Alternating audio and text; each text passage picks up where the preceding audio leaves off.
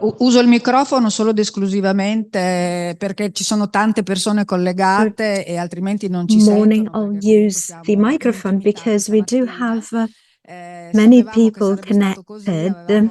abbiamo We tanti knew that we iscritti wouldn't qui be many in here sede, ma at the abbiamo headquarter, una settantina but di we do have iscritti about per il 70 collegamento e people non so that adesso quanti are saranno, ma connected direi with che us, or at sarebbe least bene that cominciare enrolled comunque to in orario. Io devo stare in participate mezzo in this quando parte, conference. vero? Perché mi hanno istruito, ma The technicians non told me that I abbastanza, should stay evidentemente io non here ho in capito. the middle, Bene, and allora io here I intanto vi am. do tutti So very quanti il well. benvenuto Welcome to da all parte of di you, first CRPA. of all, Io sono Maria on Teresa behalf Pacchioli. of CRPA. Oggi I'm Maria diciamo che Teresa sarò la persona Pacchioli, che vi and accompagna today I'll be the in one questa that will mattinata, take you anzi in questo through paio d'ore this di studio di morning of questo tema. study. So we will be together Noi for a abbiamo couple of organizzato hours questo focusing convegno on this topic. So we cercando organized di this focalizzare, di conference riassumere un pochino trying di and risultati di alcuni summarizing the progetti di outcomes ricerca of some che si sono research occupati projects di produzione di that alimenti dealt zootecnici. with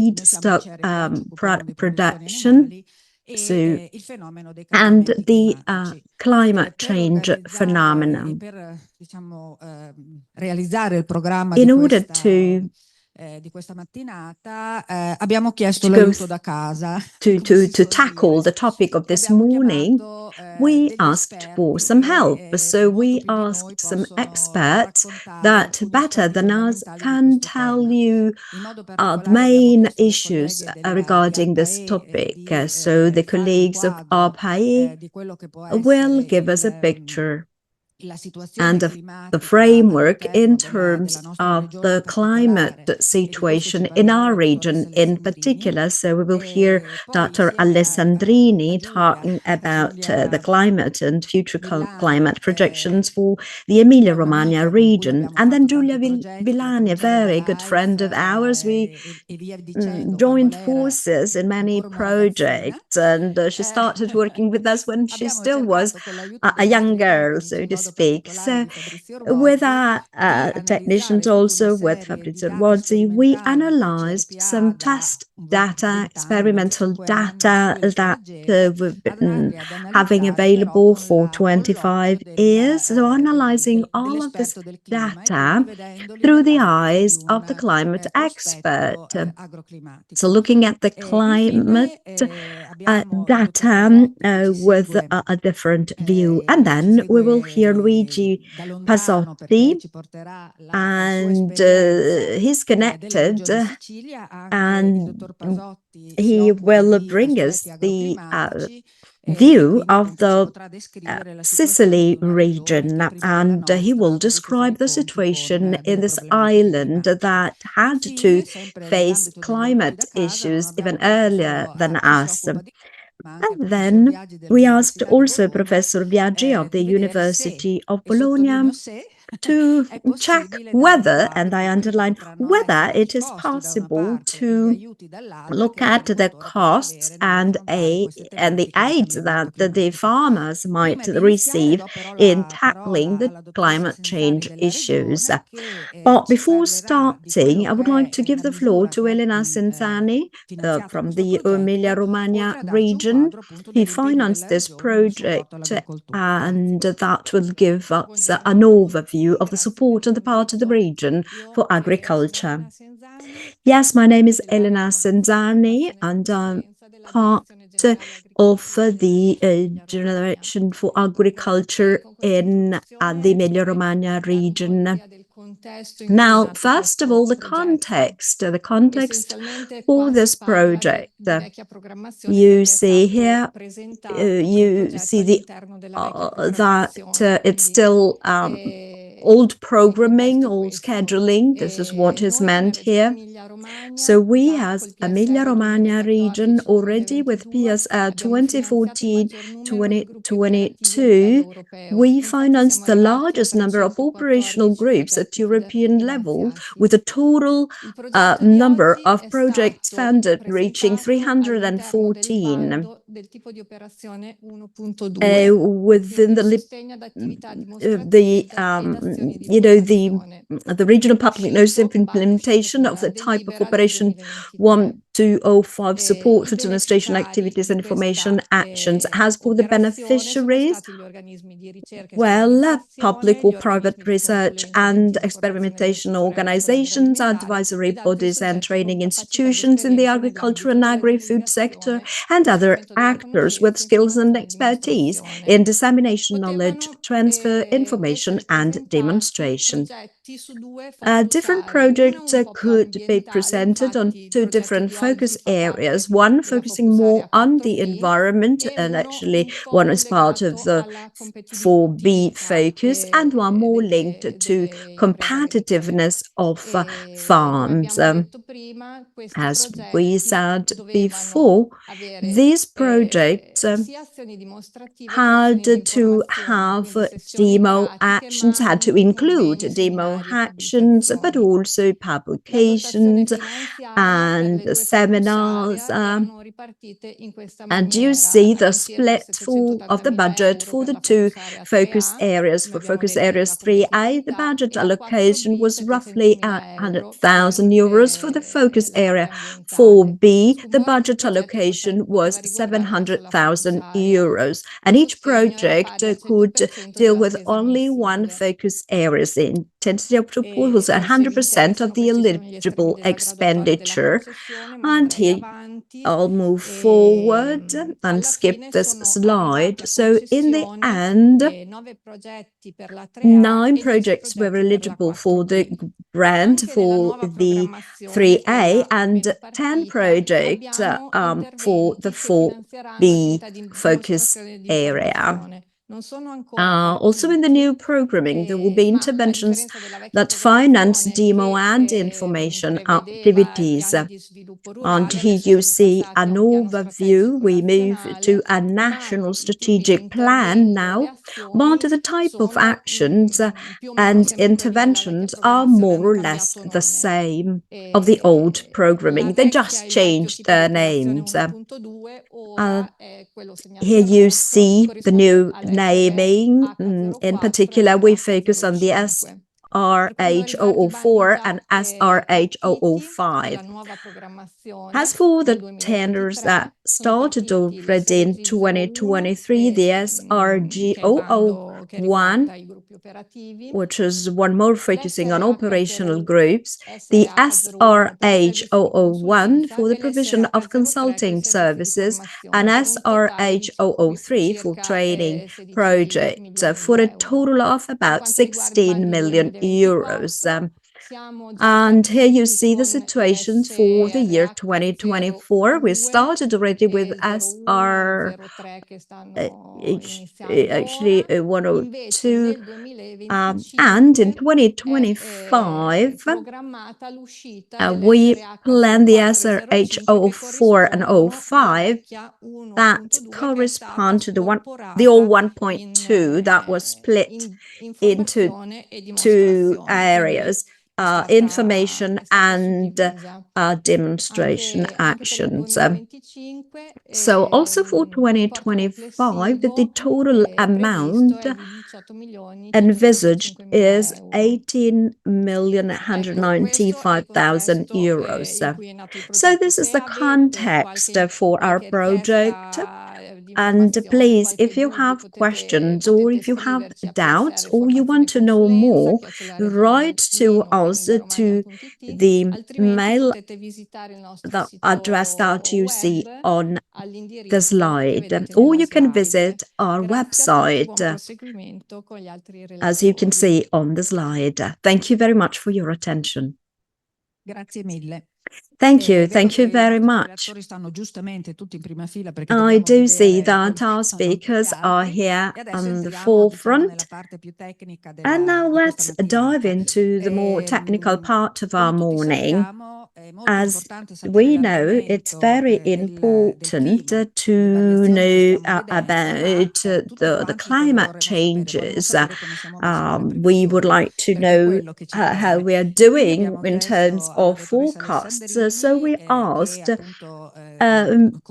Alessandrini, Mrs. Cinzia Alessandrini, who's part of the group dealing with climate change in ARPA. So Cinzia, please take the floor.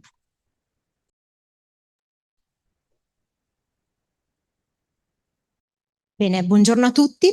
Mi ha già introdotto Teresa. Good morning, everybody. I've already been introduced by Teresa, so we can move forward. So today's focus is the weather conditions, evolutions, and climate trends, broadly speaking, and then with a focus on our region.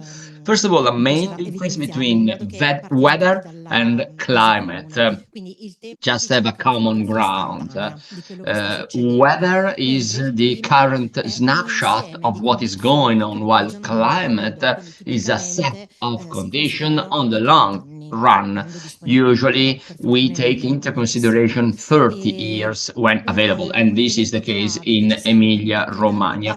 A key element to the right interpretation of climate changes is anormalities. So today we are going to focus on differences. So the value that we are taking into consideration and the reference benchmark. So what is going on globally and broadly speaking? This is an evolution of global surface temperature taken from Copernicus before so at the end of the 60s until last year, 2024, compared to the pre-industrial period. And as you can see, 2024, it was the first year exceeding 1.5 difference, plus 1.5 difference. So what was agreed upon in Paris, so the target that was not supposed to be exceeded, actually last year that threshold has been exceeded, and 2023 was there, but in 2024 there was more than 1.5 degrees increase. That's another graph about the difference surface temperature. As you can see, 2024 was the 10th year of growth in a row versus the post-industrial period. So there's a clear growing, increasing trend. Another graph, very important to take into consideration, is the temperature change in oceans, because we usually take into consideration what is going on the mainland, but the sea, the oceans are getting warmer and warmer, and we know that the sea, the ocean has this potential of absorbing energy, but if they warm up, they are not able to absorb warm and energy anymore. And this may have an important impact, especially in case one of the reasons of extreme rain situations. That's another focus. This is global atmospheric concentration of greenhouse gases. That's the trend of greenhouse gases of CO2 and methane. And we can see that over the past 20 years, from 370 ppm going higher than 420. So 50 ppm more in 20 years. So there is a clear, important increase. That was a global framework. And now let's focus, let's make a zoom in, focusing on what is going on in Italy. In blue and purple, in violet, this is the trend. So the difference, there's an increasing, clearly an increasing trend since the 60s. From 1967 up to last year. And in red, this is Emilia-Romagna region. Our data set is showing that versus weather condition from 60s up to 90s, there is a clear increase. more than what is going on globally. So in Italy and in Emilia-Romagna region, we are a hotspot of climate changes. So here, the temperature is increasing more than global. So we are not the only hot point, but we are one of them. That's another trend of temperature. On the left-hand side, you can see climate. So the three decades, 60s and 70s and 90s versus the second 30 years. So you can see that the heat map is more yellow. So these three decades versus the second decades from 1991 up to 2020, we can see that the heat map is more yellow. While if we focus just in 2024, which was a very warm, hot year, average temperature were higher than what we could expect, especially in Emilia-Romagna. Scusate, sono andata troppo avanti. Ok, questa invece è l'anomalia della temperatura This del is the 2024, difference e vediamo sia le minime of che temperature in le medie 2024, minimum, maximum, and average temperature. Everything is yellow, red, and orange. So this means that this is higher than the reference period of the 30 years, 1991, 2020. So we are already observing a change because this is the last 3 decades and not the previous one. Now let's talk again about temperature in Emilia-Romagna. That's the climate abnormalities, climate difference versus the 3 decades, 60s, 70s, and 80s. You can see that annual minimum temperature and annual maximum temperature, and you can see that the maximum annual average temperature is increasing more. So this means, especially for farming, for agriculture, we must take this into consideration, especially for water resources and crops. That's another indicator focusing on tropical nights. Tropical nights, what is it? Nights with average temperature higher than 20 degrees. And you can see this is the number of nights where the average night temperature is higher than 20 degrees. So in the period, in the 3 decades, 60s, 70s, and 80s, very little and occasional cases. And apart from 2003, you can see that there is a clearly increasing trend following the current general conditions. Now, rain, and that's another indicator very important, especially for farming. On the left-hand side, we have the same periods of reference, and here, once again, focusing on Parma and Reggio Emilia, where we are today, we can see, and Modena as well, there is a slight decrease of rains, but there is not a significant trend. That's the map of 2024, same color, and in 2024 we can easily remind and know that it was a very rainy year, especially here in this area, Parma, Reggio Emilia, and Modena. Here, the level of rain versus the 3 decades, 1991, 2020. And here in Parma, Reggio, we are 400 millimeters more than the average. And if we can see that in the last 3 decades, it was green, well, here you can see that 400 millimeters more. That's a high level of extra rain. That's another focus Same data set, 61 2024, and the rain change in the region. This is the level of cumulative rain. There are years in which it rains more, in others it rains less. Focusing on these 3 decades, the two 30 periods of 30 years, there is a slight decrease, but it's not a significant one. Here, once again, another graph.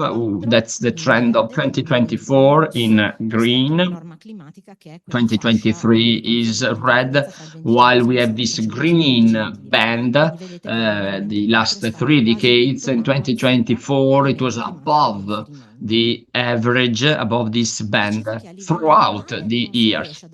Annually speaking, so in annual terms, there is not a significant change, but if we focus on seasons, we can observe more. So we have to make a zoom in, not on the annual focus, but focus especially in the period in fall, autumn, September, October, and November. We can observe an increase in autumn, slight increase, 30 millimeters more on average in autumn in Emilia-Romagna, while in the summertime we have a decrease. So the trend from 61 to today is a decrease of summer rain. That's another indicator. So we've seen temperature, rain. This is BIC in Italian, so hydroclimatic balance. So the availability of water in water tables in soil. So that's a possible evapotranspiration, and here we have a positive hydroclimatic balance compared in the western part, where we have orange, while in the eastern part we have more blue and violet. This is the this indicator. There was a clear change in trend. So in the 3 decades, 60s, 90s, there was a higher level of rain than evapotranspiration, while there is a clear difference afterwards. So here we can observe a difference, while here we have just put the 2 lines, the average of the 3 decades, but if we have a trend line, there is an important decrease to be observed. Of course, 2024, the column is positive because it rained a lot last year. Now, let's make a focus on the future. So as a climate observatory, we made forecast and scenario forecast and prediction. So what do we have to expect in the next 3 decades, 2021, 2050? We are 20, of course, 3 years have already passed by, but this is the next 3 decades, and we made simulations on that period of time up to 2050. These are the indicators for West Plain and for West Hill, once again for Parmesan, for milk and the Parmesan. On the left-hand side is the Western Plain, on the right-hand side West Hill.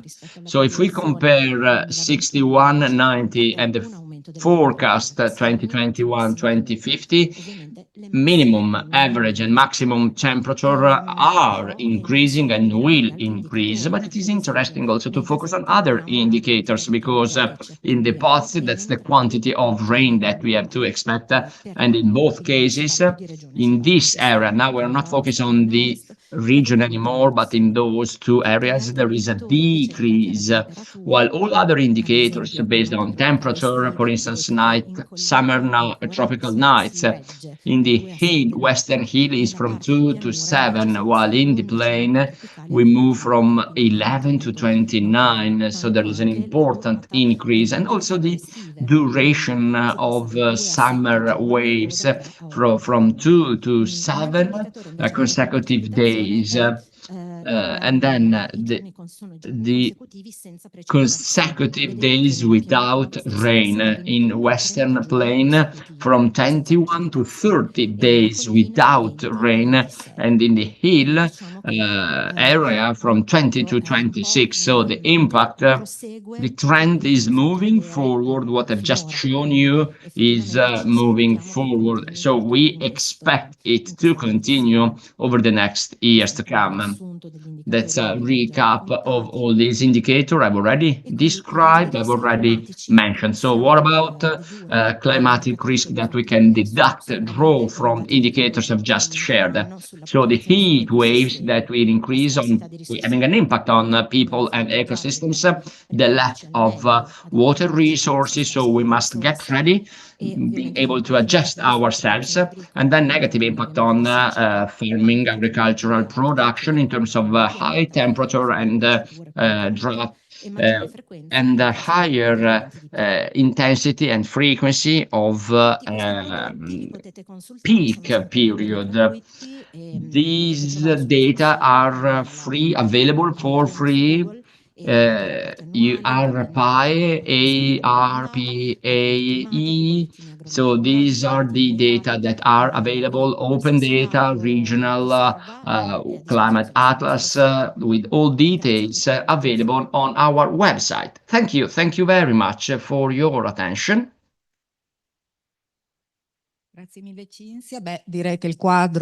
Thank you, Cinzia. Well, the framework is quite clear, unfortunately, and also quite concerning, to be honest. So the goal of this presentation is achieved. Now we are more aware about the future. So before moving forward, I would like to make a focus on tropical nights, because I can see that there are some farmers here and connected tropical nights and animal well-being. Today we're not going to talk about that. Other colleagues will focus on that, but the impact of climate on animal well-being is very important. With ARPA, in the past, we made a presentation. We had proposed a project on that. It was 10 years ago, but unfortunately, the situation is still there, is always important and to take into serious consideration. Let's move forward now with Giulia Villani. We are going, myself and her, we are going to talk about crop, and actually we can move there, Giulia, and we are going to talk about climate change and adaptation actions for crops of livestock interest. And this is how climate change had an impact on the features of crops for livestock, and if these actions that we all try to implement and that are mentioned everywhere are applied also to our reality. Esatto. Che cosa abbiamo fatto? Faccio io una piccola introduzione prima di lasciare la parola what have we done? And I'll do a short introduction. So we tried to understand what adaptation actions can be put in place to improve the production of for livestock feed. So we focused in particular on fodder, because you know that in these last years, became a real issue.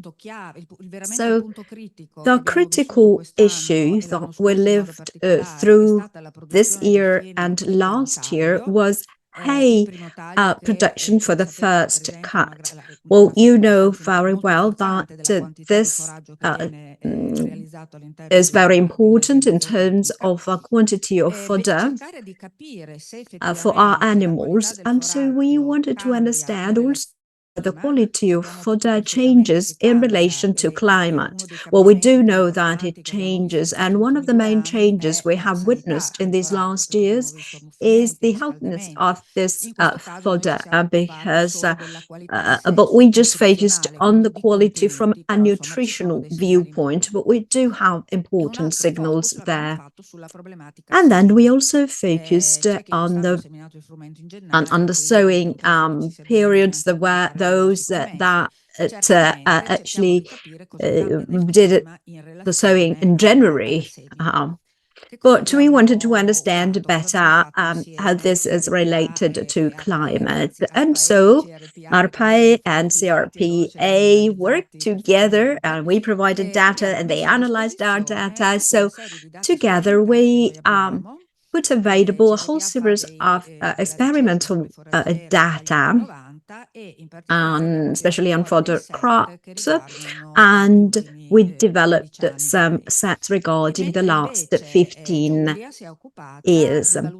Julia instead checked whether this data could be read in an agroclimatological context.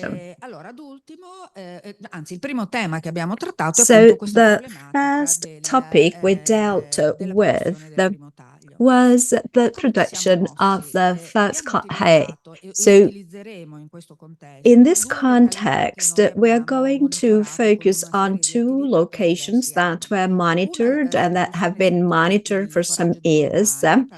So mountain fodder in particular, we're talking about Casina. This location is on the hills at 600 meters over sea level. And there's production of Parmigiano Reggiano there. And so we could observe productions for a good long period of time.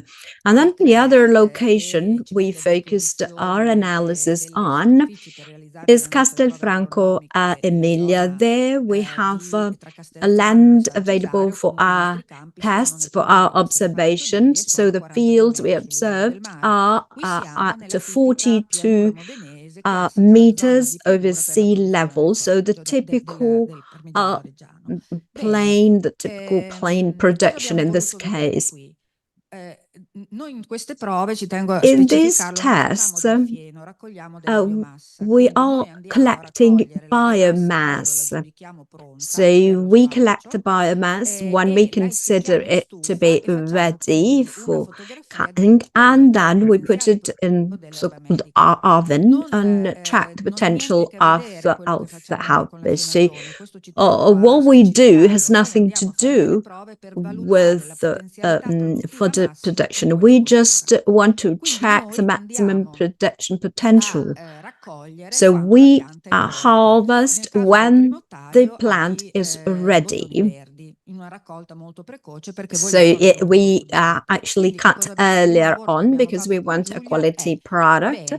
So with Julia, we said, well, on the basis of what we got, considering that we take this biomass when it is top quality, let's check when this top quality corresponds to the climate condition.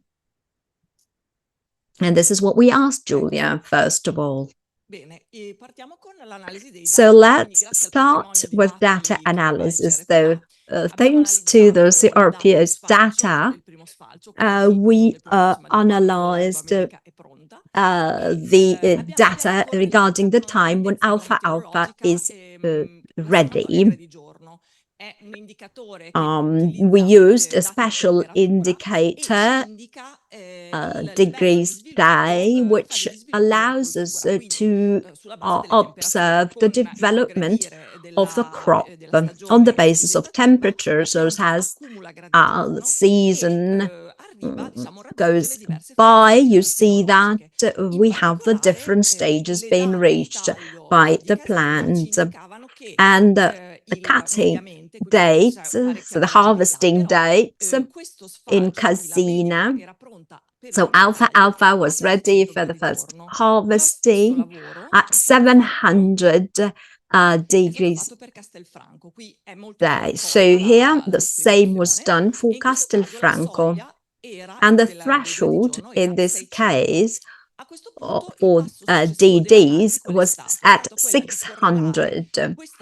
So we then correlated these data with the days of the year. So our question was, in quite a long series from 1991 to 2024, when did we reach these thresholds? And here the answer for you. On the left-hand side, we have the figures for Casina. On the right-hand side, the data for Castelfranco. What you see is actually the fact that the harvesting time comes earlier on. So the threshold is reached earlier on. And the x-axis, you have time, and the y-axis, the days of the year when we reach the 700 DD and 600 DD. So we provided this sort of average figures, and at the beginning of the series in Casina, we can harvest at the 10th of May, whereas in the end, you see that actually this date came 10 days earlier on the 1st of May. And the same happened for Castelfranco, the right date when the alfalfa is ready. In the past, it was the 22nd of April, whereas in 2020, it's ready on the 14th of April. So we gained, so to speak, some days. Well, you know that harvesting of alfalfa, you need rain. So Teresa and Fabrizio, we spoke for the first time, we started discussing together and highlighting all of the issues that you might have in May harvesting. Well, the first thing that we did then was analyzing the rainfall in that month. And then we will give you more specific agro-meteorological indicators. So here you see the map of the region rainfall trend. All of these maps and all of this data was obtained through the open data that we have available at RPI starting from 1961 to 2025. This data is available for those that want to use it. As I said, this map represents the May trend at regional level in terms of rainfall. The concept is the following. We have a prevalence of cold areas. So this means that there is an increased trend, and then we have some warm areas with the warm colors. What you see in the map, we have two black dots. One is Castelfranco and the other one is Casina. So the two locations we analyzed. And we see an increase in Castelfranco, 0.1, 0.2. In Castelfranco, actually, it seems to be negative. So you see also on the right-hand side, the average for the region in the years. We do detect a slight increase. Let's make a step forward and let's add to this long period, 1961 2020, their last years. In a map, the scale is the same. So we do see quite a big increase in rainfall, and we just added the last 4 years. This tells you also how hard it is to analyze rainfall. You see this also on the right-hand side. You see how big differences are between one year and the other. And we're talking about the average rainfall for the years. And you see also the linear regression, the line that was drawn on the chart on the basis of the bars. But let's now go closer to the objective of our analysis. And let's focus on the last years. So we're just focusing now on the 1991-2024 data. The scale now has been changed, so we're talking about a shorter period of time. What we see here is an increase of rainfall in May, quite a remarkable one. It's between 1 to 2 millimeters per year, only in May. You will also notice that I changed the title of my slide. So here the title is Rainfall Change in May, so variation. It's hard to interpret rainfall data from a climatological viewpoint, but the fact that we have an increase in rainfall in the last years, well, we cannot say that this is a change in the trend that we saw since 1961. It might be that it's a variation because this sort of parameter varies throughout the year in cycles. But this just to say that, however, it is quite evident that in May, rainfall increased in the areas of study. And now I give the floor back to Teresa, who will continue on. Well, yes, rainfall increases, and it increases also in terms of its variability. So what we did is the following. We had to take decisions also in terms of how to assess at best this data. And we said, let's take May as the month where we have the first harvesting. We had to take a month as a reference. And so we checked the 7DD, so 7 dry days. So, of course, the soil has to be dry, and also you have to have some dry days for it to dry. So you need 10 days.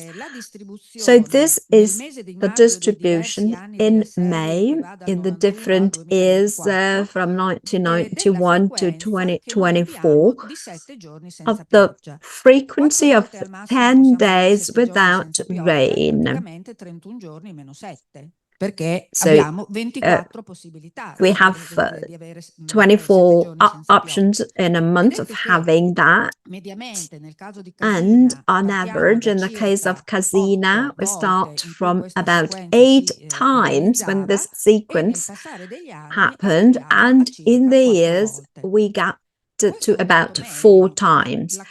This is an average figure, but what about the variation, the changes in this figure? Because we see that we have years where we had even more than 15 times, and we got to years where we never had 7 dry days in a row to cut hay, to harvest hay. So the same was true for Castelfranco.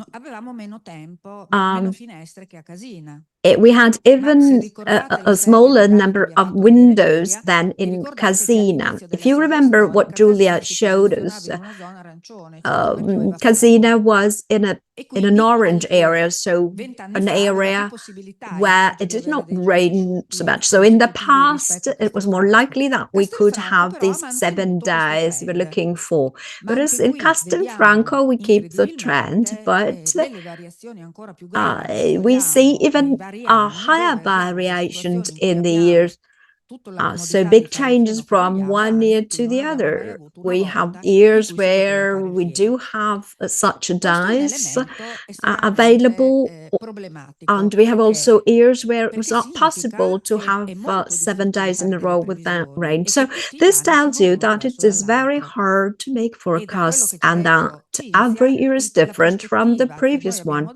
As Cinzia said, it'll probably continue like that. So we will have to find a way to manage this problem because it will be so in the next years, at least 20 years. We then saw that in reality, the hay is ready a week beforehand, before the normal day. So we checked all of the possible options in between May and June. So if I do the first cut in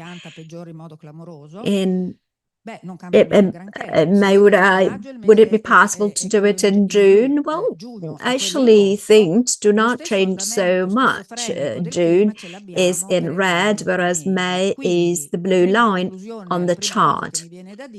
So, as a first conclusion, those are to wait till June. Maybe it's not enough. Let's not think that waiting for June things could improve.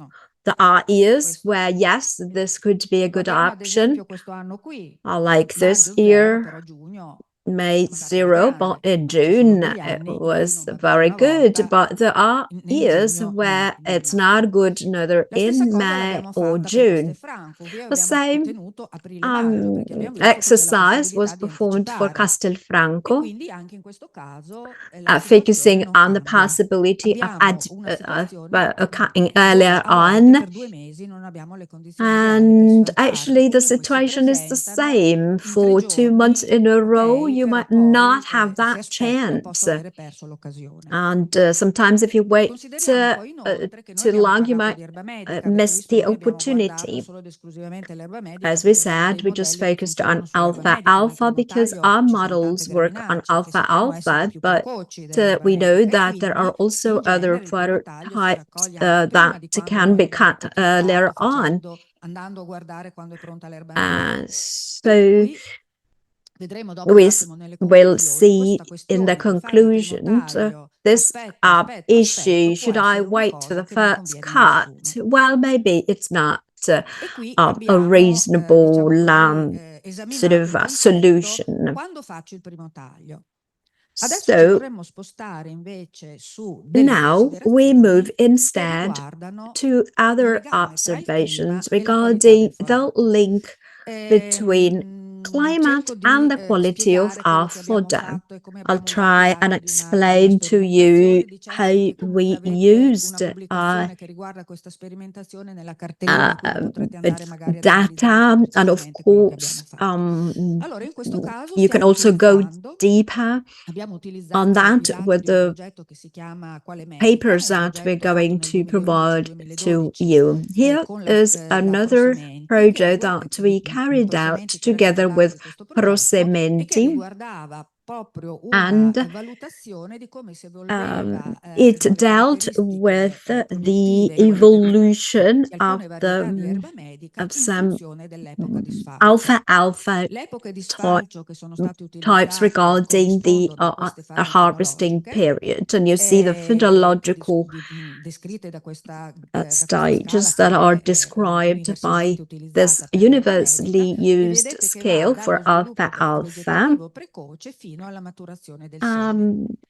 down to the maturation of the target. So la fase 2. The idea was phase 2, and the target for the following cut was phase 4, pre-blossoming. Please notice that my colleagues in CRPI, they tell me that these are the stages for harvesting alfalfa. They don't want to see any flower. So you understand, when we say I cut at 10 or 20% of the blossoming, and then if it moves on, we'll see how quality change. In this case, we considered the variety, the prosementi, and we consider undigestible protein and raw fiber at the moment of the first cut, first mowing, and then the other cut.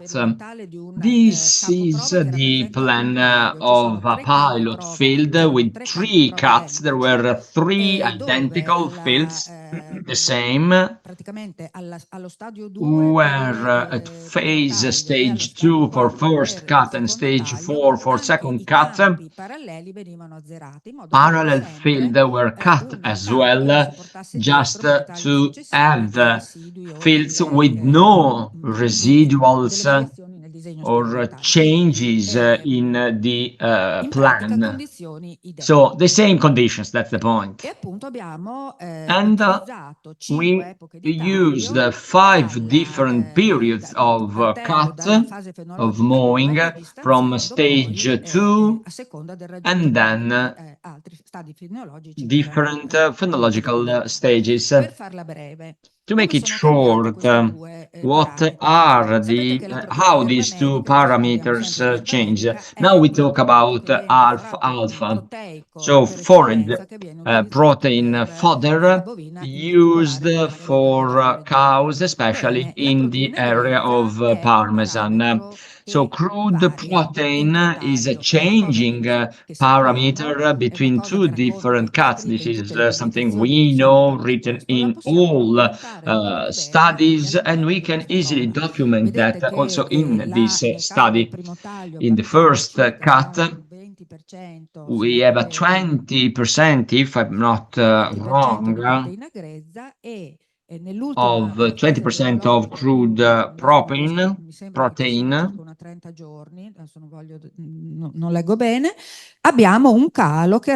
And we have a drop up down to 17%. The same phenomenon is repeating as well in the following cuts with the same trend. So if I have no loss in fodder, the protein has the same dynamic in the first 3 cuts. And so in the 3 cuts, that the dynamic it decreases when the plant is aging, but the same dynamic within the same cut, which is not the same for another important parameter, and that's the quality of fiber. UNDF is the quantity of fiber that it's not absorbed in vitro, so what is not digested for cows. So it is the share, the part of fodder that is giving energy to cows. So that's the fiber part which is not digested. And you can see that the UNDF in parallel has the same trend with these 3 cuts as protein. It is so invert in the other way around. Of course, it is going up, so it is worsening with the age of the plant. But I would like to show you that in the first cut, if we have that at the very beginning, when everything is green with no flower, vedete che l'UNDF parte you can see that the UNDF is 14. We checked that 25 times because we thought it was unbelievable. The first cut is 14, 15, and it gets to 21, 22.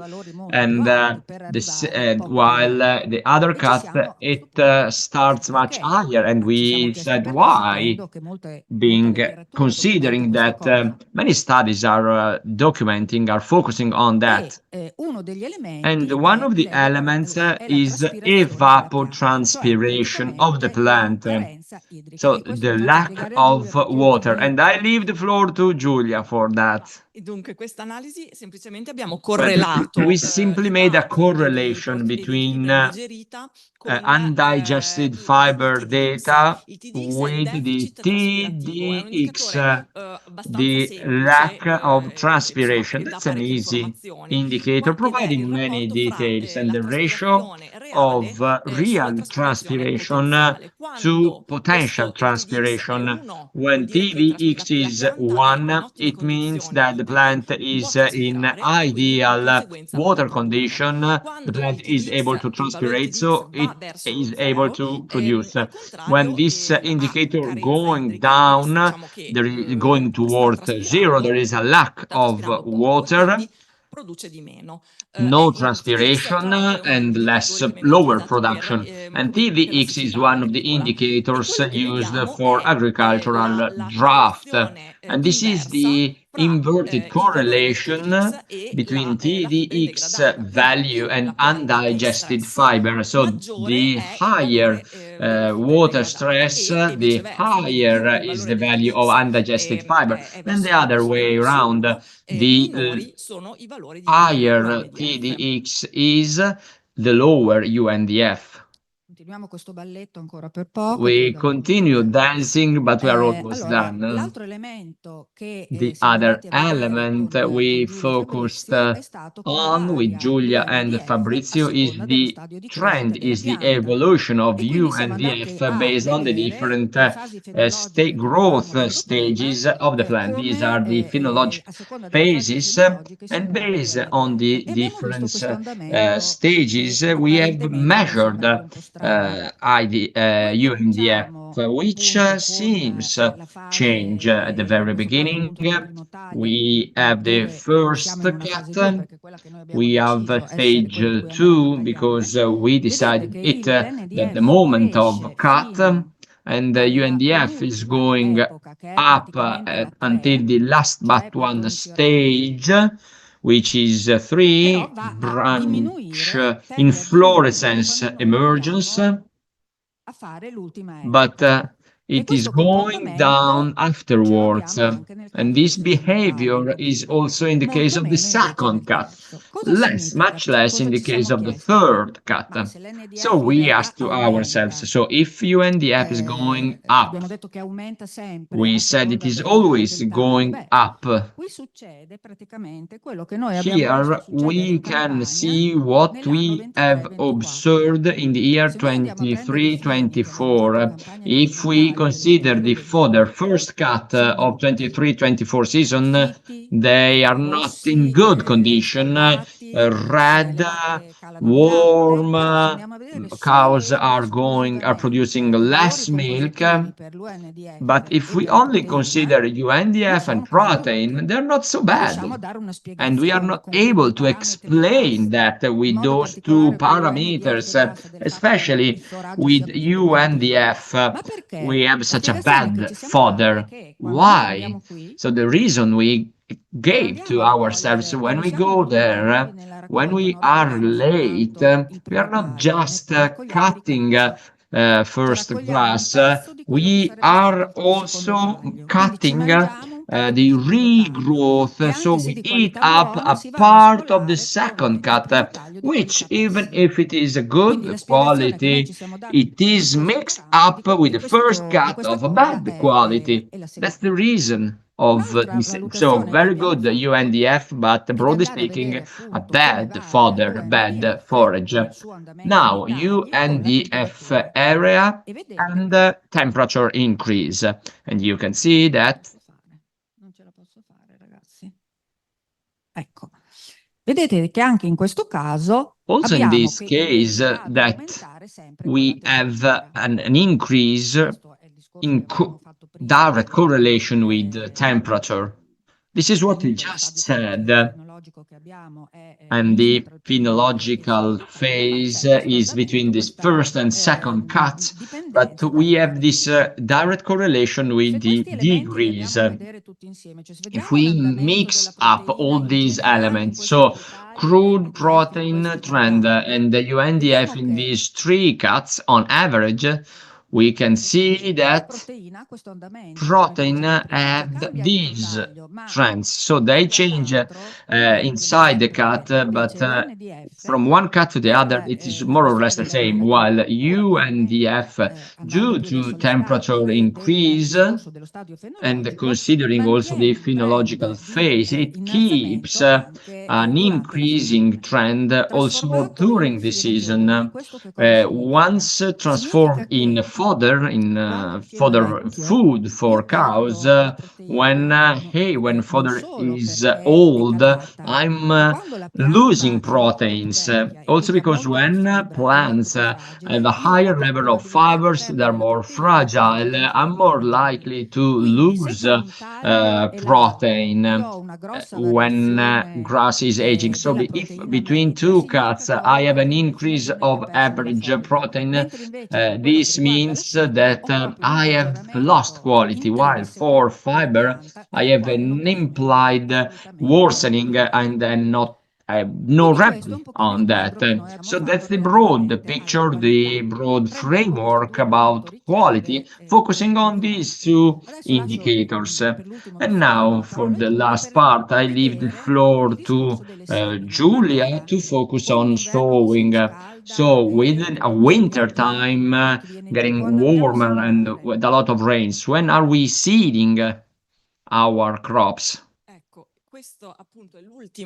Yeah, that's the last part of the assessment of the analysis we have done, and we hope it is the beginning of another focus for the future. So we move from alpha to grass, broadly speaking, and focusing just on temperature. We used our Heraclito database, which began in 1961. The data set begins in 1961.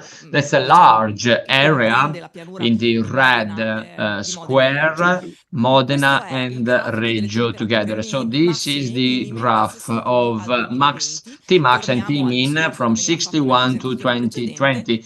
As it was said in the previous presentation, we have an increase, a temperature increase with a difference trend. Maximum temperature are increasing more than minimum temperature. So with a higher temperature difference between Tmax and Tmin. And to think about seeding, we focused on the monthly average temperature. What you can see on the left-hand side, that's the average temperature. On the right is Tmax. The 2 curves in blue and red are respectively in red is in blue is from 61 to 90, in red from 1991 to 2020. The columns is the temperature difference between the 2 decades, the 30-year period, and we have a positive difference. So temperature are increasing more in Tmax, in maximum temperature. So this is confirmed. So the question based on this data is the following. Can we anticipate, seeding early on summer crops from April to March? Well, it seems to be like that. We have a 1 degree temperature difference. Same question can be raised for winter crops. Can we delay the seeding from October to November? In this case as well, it seems to be the case. And focusing on columns, on histograms, fall, so the end of the year, November and December, actually temperature is increasing more than in September and October. Well, this is just focusing on temperature, just like that. Another element is to take into consideration other parameters, other indicators for summer crops, for instance, for late freezing. And then we also focused on max temp and on summer grass. Corn is 30 degrees. After 30 degrees, corn is not growing anymore. And it was interesting to assess, to focus on the differences between these 3 decades, the 3 decades 61-90 and the 3 decades 91-2020. What we can see, you can easily see that in green is higher than 30 degrees. We can easily see that already in July, in the area we took into consideration, from July to August is always higher than 30 degrees. So it is possible to anticipate seeding, and we could partially move away from these 2 months, 30 degrees, bringing the stop of the crop growing, but also the problem of mycotoxin. And I leave the floor to Teresa for the conclusions. Thank you. To complete this long presentation, but we are so happy, we are so excited, so to speak, just to focus on the topic and adjustment. How are we able to adjust ourselves to the climate change and temperature increase? So plants and crops growth is accelerated 10 days. So they took 10 days less to grow. And so it is the possibility of the first cut in May is halved, but it is the same. Either we anticipate or we seed later on. So we always have an extreme level of variability. We have also observed that protein is worsening within the same cut, but it keeps steady. It is steady between two different cuts. While fibers, the quality of fibers is getting worse and worse, especially due to temperature increase throughout the season. So also in alfalfa, I can have a good quality fiber with a low level of undigestible fiber, but then we get to 22-24%, which is unfortunately quite ordinary for alfalfa. So reminding that the first cut, since if I'm too late, I also eat up the regrowth of the second cut. This year we had one cut less. So we all know that. So we are all informed about that. But considering that weather forecast and weather conditions, as Cinzia said, can easily be predicted with a 3-day horizon. So if your soil is dry and you have no rain, forget about the calendar. If we are in April, in May, just go and get your A. Maybe you have less. We are not sure that there is no moisture, but if you have 3 days with no rain, we are almost we can rely on our weather forecast. So maybe less quantity, but very good quality. And we will also able to do following cuts, and we will catch up on the lower quantity of the first cut. We also have to think that in hill and the mountain, the natural hay aging is likely, and hay harvest is likely to push on mandatory choices. So let's think if we can help. So having a high harvesting in 2 different time frame. So to recap, on seeding and sowing, average temperature are going up, so we can anticipate or delay seeding, postpone, push back seeding, but we can avoid the period of water stress and temperature stress, and so to have healthy plants. We are sorry for having took such a long period of time, but that's the way it was. Thank you.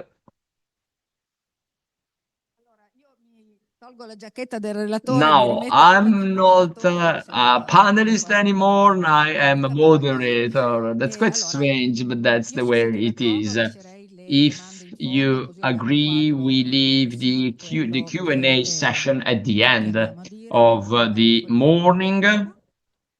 And now, when we tried to describe the current situation in our region, but we thought that maybe it is interesting to think about what they do somewhere else, how they manage and adjusted themselves to change.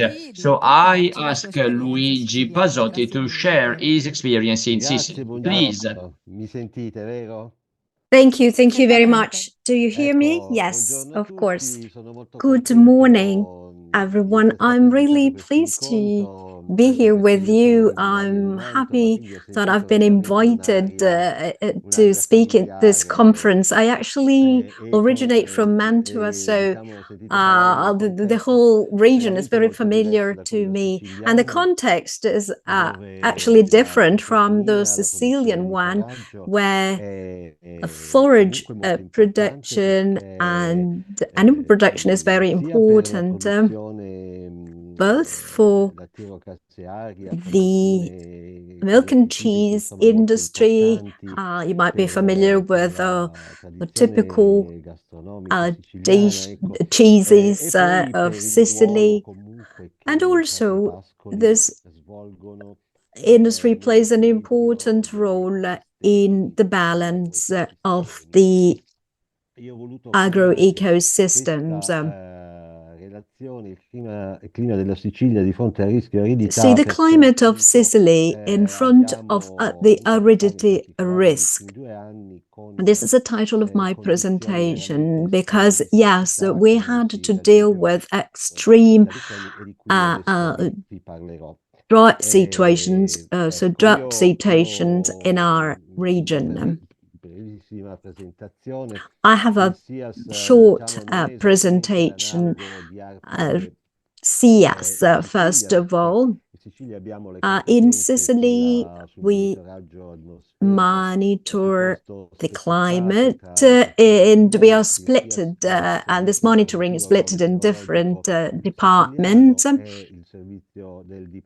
And then we have also the agricultural department dealing with the agro-meteorological issues. So we have different networks also, but we were lucky enough that among our teachers and professors, also coming from Alpa Emilia-Romagna, I cannot quote them all, but let's think about Marletta, Catramani, and others, just to quote some of them, that have trained us, that were our teachers when we started it all, and they allowed us to have to set up this monitoring network, a network that is performing activities that are of value for many.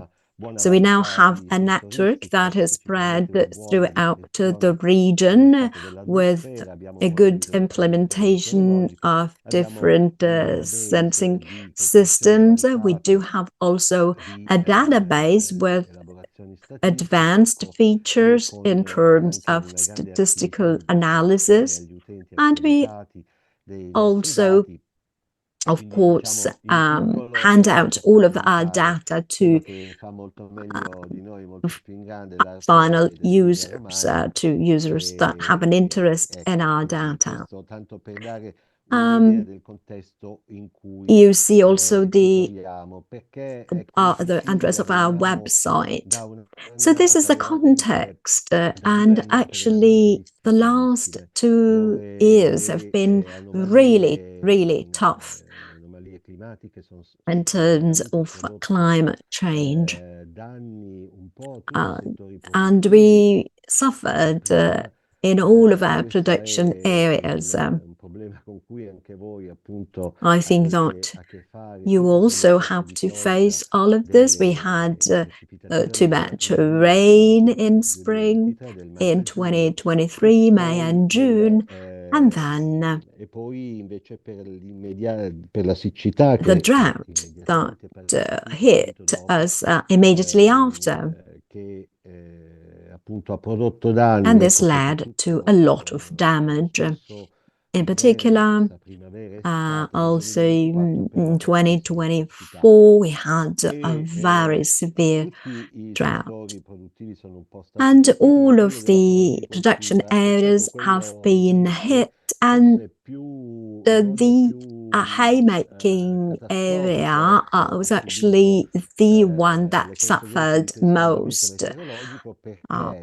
So it was very much hit by the consequences of this climate change.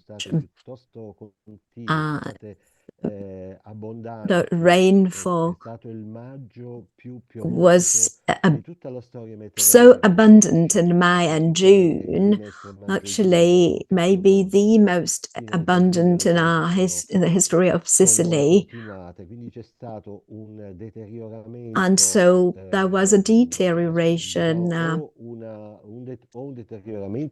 the crops. So those that were drying up on the field that had been already cut, or in other cases, no cutting, no harvesting was done. So we lost production of hay. And then in autumn 2024, we had no storage of hay because we did not harvest much hay in the spring. So really, we had a big crisis in the haymaking area and in general in the whole livestock area. So we also had to import hay. Maybe also your region, the Emilia-Romagna region, was involved in this, because we really tried all our best to save our animals. I will not dwell upon all of the consequences that all of this had also on other crops. Very severe impact also were felt in other crops, also for grapes, so winemaking, and in 2024 especially, drought played a role on all of our crops in Sicily.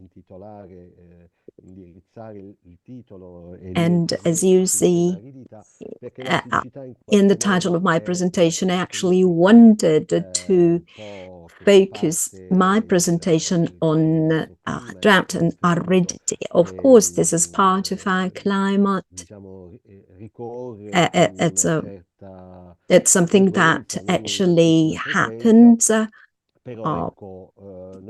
frequently, but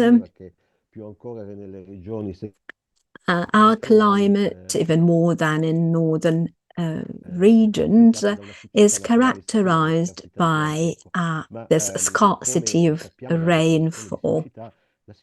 But as we know, yes, drought is due to a transient lack of rainfall. It's an anomaly in terms of rainfall. But it is also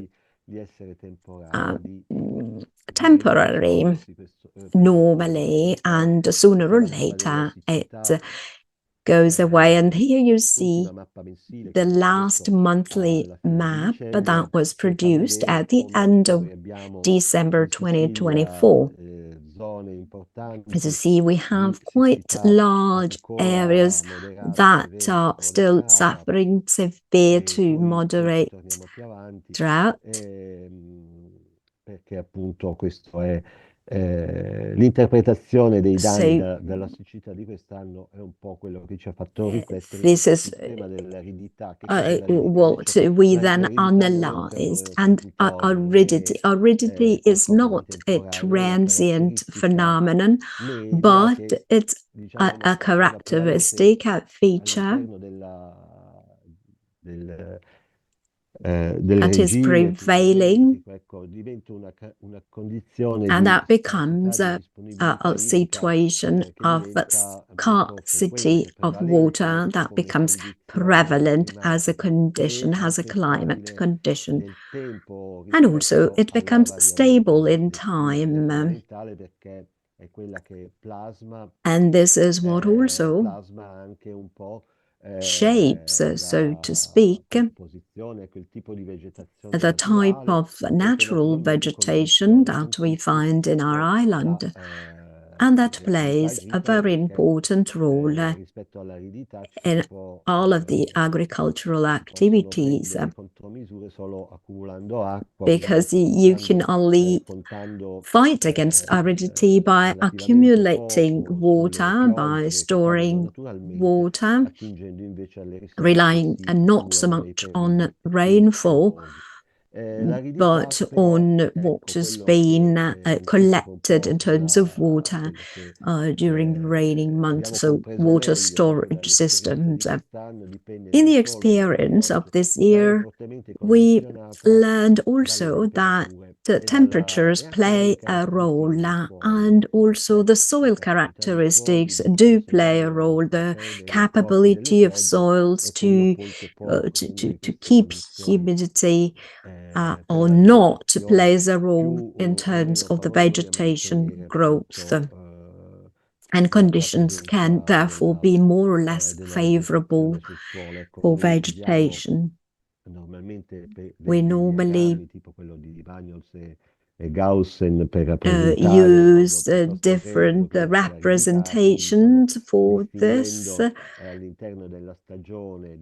and we consider the months where we have a surplus of rain, and in the central part of the chart on the left-hand side, you see instead an area where the rainfall is much lower than what the soil and therefore the crops would need. So we are comparing also the decrease in temperature to the millimeters of rainfall. And if the rainfall is stable but temperatures go up, then you see that this area increases, and not only the area increases but also the length of the arid period. of the dry, therefore, period. Now, going back to what the previous speakers said regarding the climate in Emilia-Romagna, well, my statements could be very similar. We do see a variability also in Sicily. We see variations that are quite marked in terms of rainfall, also in between the 30-year periods of reference. And often we say that we are moving towards a future with less rain. But the climate models actually are not as robust as those models that are envisaging temperatures for the next decade, because the factors determining an increase in rainfall balance out a bit with those factors that lead to a decrease in rain. In this chart of the yearly rainfall in Sicily, and if we look at the 30-year periods of reference, well, at the beginning of the 1900s, the rainfall was quite abundant, with a monthly average over 700 millimeters, but the second part of the century witnessed much less rainfall.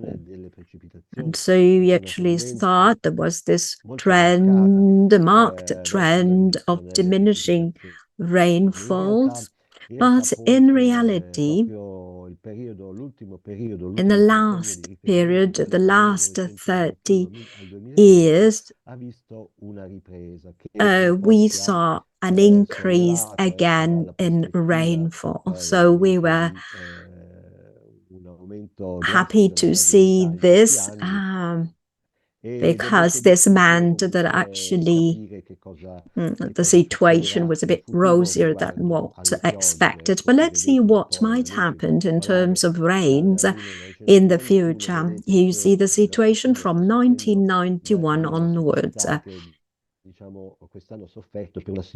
This year in particular, we suffered of this lack of rain. These are regional average data. So this is a regional data. And there are also variations within the region, of course. But considering the different factors, as it happened in Emilia, you had some extreme years with not so much rain in some years or too much rain in other years. As for Sicily, well, after these 3 years that were quite dry, we are expecting an increase in rainfall as it happened after 2002. As for the period that is closer to us, i.e. 2023-2024, we focus now on this 2-year period, and you see that the year started well. We had higher figures than the average, but then there was a second semester in the year that proved to be with no much rain. And actually, and we're talking about 2023. Actually, it was the semester where we had least rain in our history. Especially October was a very, very dry month in 2023. And then as for 2024, it was a more regular year, so to speak. And we had, as you see in the red line, but the issue is the fact that the rainfall in the first months of the year were not sufficient to make up for the deficit of water that accumulated in the last 6 months of 2023. And if we consider from 1st of September 2023 to August 2024, we see that in Sicily we really are lacking about 40% of our rainfall, so quite a remarkable deficit. And if you see the two charts at the bottom and compare them, we see that in reality what happened is the following. We had these 12 months that were so dry in 2023, and in 2024, in the central part of the year, we had more than 400 millimeters. Here you see the map for the annual rainfall in Sicily, and as regards 2024, you do see changes and differences between the plains and the mountains in the Etna area and in the Madonie Mountains. These are the very few areas that had some surplus of rain, even over 1,300 millimeters. But normally, as you see in the rest of the region, the average is at around 500 and 700 millimeters. So, especially in the Catania plains, we had very low rainfall, something that happened relatively rarely in our history. And mid last year, the SPI index at 12 months reached in many areas levels are considered not only moderate drought, but also severe drought was recorded. The very high levels, even extreme drought levels were recorded. So we asked ourselves, here you see all of the different very dry years with the circles. So actually drought is not something extraordinary in Sicily. We witnessed that also in the past. But this time the impact was very, very marked and big. Even though the levels were not as bad as they were in the past. So we did not reach such low long-term periods as in the year 2002. But the impact was very, very high. And let's go back to the livestock industry and the haymaking area. In 2024, we had pasture lands that are very wide in Sicily, and these pasture lands were not productive at all. We're talking about thousands of hectares that had no production at all. So lack of fodder, lack of forage was the outcome of all of this. And this meant also big crisis in the livestock industry of our region. that had no backup at all, no storage coming from previous years, so no stocks from previous years.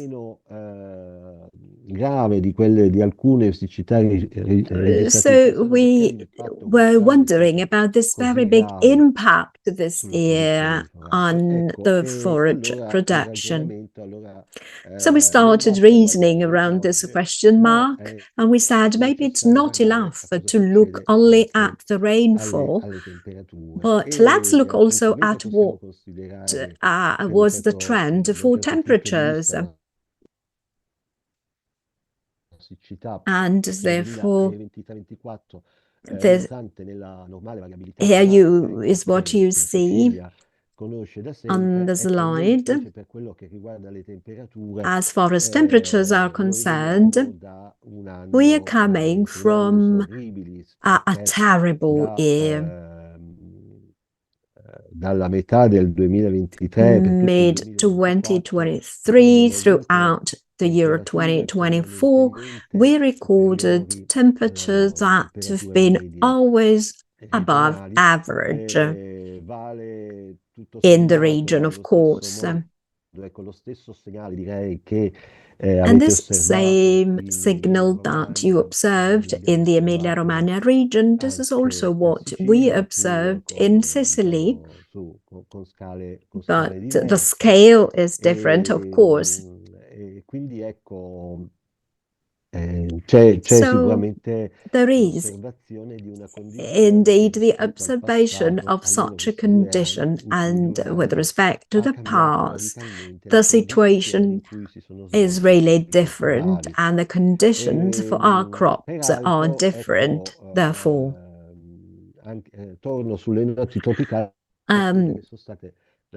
Going back to the tropical nights, that was indeed a big novelty in 2024. The year 2024 was the fourth year in terms of anomalies with respect to extreme temperatures. We reached 48 degrees close to Syracuse. So we've had peaks, and that in 2022, 2023, we had different situations. In 2022, that had been the hottest years ever for Sicily. We did not have extreme peaks for 2021, but we also had very high temperatures throughout.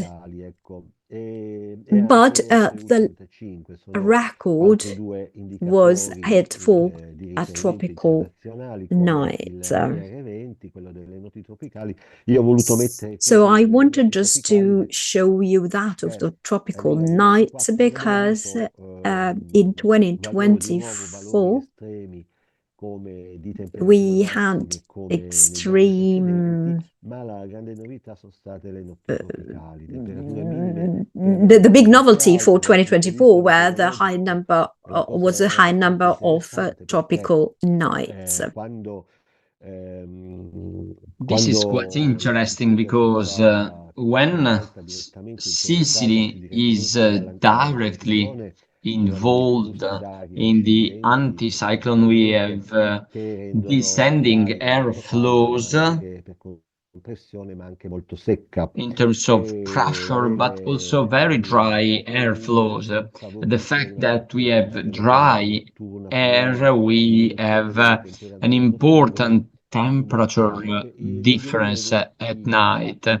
In 2024, Sicily, in the summertime, Sicily, with very little exception, was not at the center, but on the perimeter of anticyclone movements, and this prevented very high, very warm phenomena, these peaks of temperature.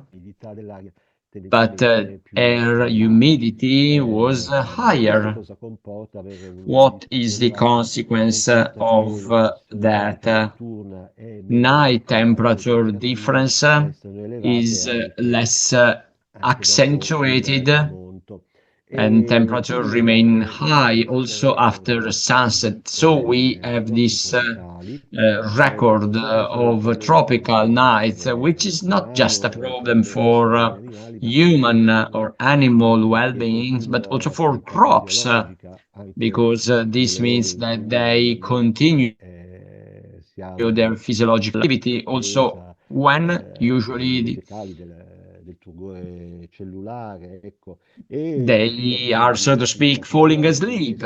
And so physiological activity, which if continue in terms of wasting energy resource and this very high number of tropical nights also involve a lower frequency of night precipitation and or dew at morning. Morning dew may seem something minor, something limited, but this is not the case. And this was described also by farmers, which in the past observed some vegetation going up while they were observing that there was no dew at all, and also at night time it was too warm, too hot, and no humidity in the soil. Without getting too long on the extreme events we have just mentioned, we got all-time records in August 21, June and September 22, in October 23 as well, July as well. So we have many all-time high records. Unfortunately, this is more and more, this happens more and more often, more and more frequently. And I often have to discuss about the effect of climate changes, and we are all, so to speak, tired of listening, the warmest month, the warmest temperature. This is very serious to take into serious consideration. I try to raise awareness to the counterparts I deal with, but nobody apparently is interested in that. It is something that we all observe, that we all measure, having an impact, a very disaster consequences. So lack of water, extreme drought, and an impact on plants more than what we could expect. So I had the privilege of being involved of this study of the world weather attribution, trying to providing interpretation on extreme peaks, extreme phenomena taking place on the Earth, trying to understand if it is possible to attribute to climate changes. And this science is quite complex, using many different tools, model-based tools, and I was asked to discuss with them about the outcome of some of the analysis that they had performed. In particular, this is the outcome of the study that is published. comparso questo grafico, sono comparsi questi And grafici di these umidità del two suolo per la Sicilia e la graphs Sardegna with che the vedevano monthly per il SMA in suolo molto 2023 in green and in umidità di del 2024. suolo. This is In questa water stagione availability in lluviosa i livelli di soil umidità in the al suolo mai summertime registrati in and passato. level of dryness never observed in the lontanissimi past, dai livelli very del far away 2002. from the levels of Ecco, 2002.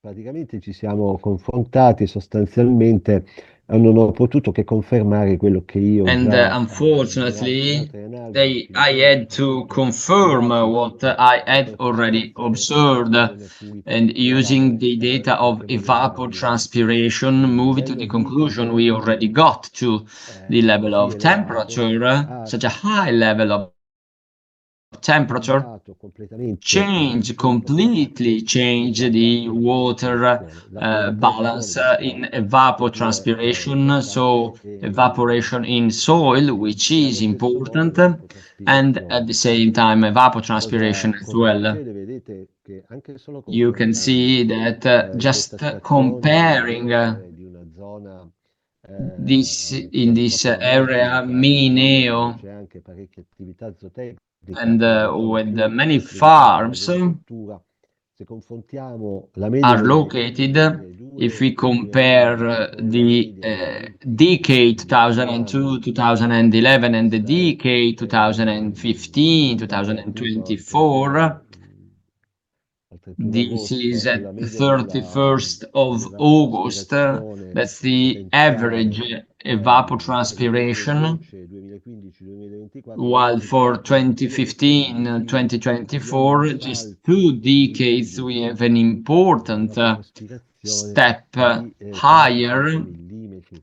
100 100 millimetri millimeters però questo è more. potenziale, non è reale, ma So 100 this is millimetri potential and not real, equivalgono but in 100 Sicilia millimeters a un is mese equivalent in Sicily to 1 month questo diciamo of in zone rains. dove forse le This anomalie di is in temperatura sono un central po' più Sicily, marcate, però where temperature differences are in more altre zone accentuated, but this is equivalent to cambiare. 1 month of rain in Significa Sicily. cambiare So this means completamente i that we have to termini del completely change bilancio idrico dei suoli, del bilancio the e non solo situation dei suoli, ma of anche del water bilancio budget and water anche del balance bilancio in soil idrologico a livello di bacini. Ecco, voi in sapete che la terms of Sicilia, watershed, soprattutto because you per, know, per le colture, soprattutto per le Sicily, colture arboree e ortive, especially for some agrumeti di crops tutto, ma anche olivo e vite. and In for passato olives and la citrus. figura di soccorso era piuttosto infrequente, ecco, non dico rara, ma poco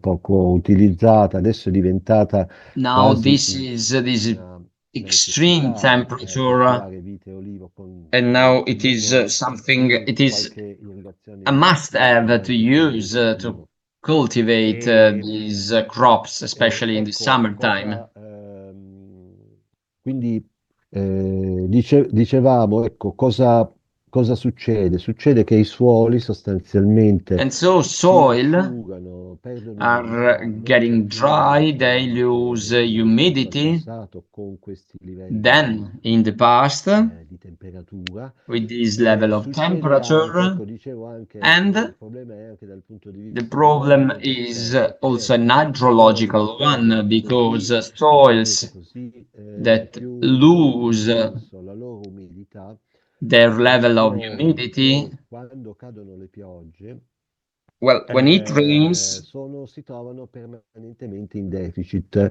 they are Ecco, in a non mi voglio deficit soffermare sul tema situation. degli invasi delle I'm not infrastrutture getting too che long on the quest'anno infrastructure. è entrato completamente in crisi. Noi siamo arrivati a un quantitativo We complessivo got to a alla total fine dell'estate di quantity at the copertura end complessiva of di the fiumi summer presso la rete degli irrigatori available inferiore al in doppio a rispetto regional al watershed 2002.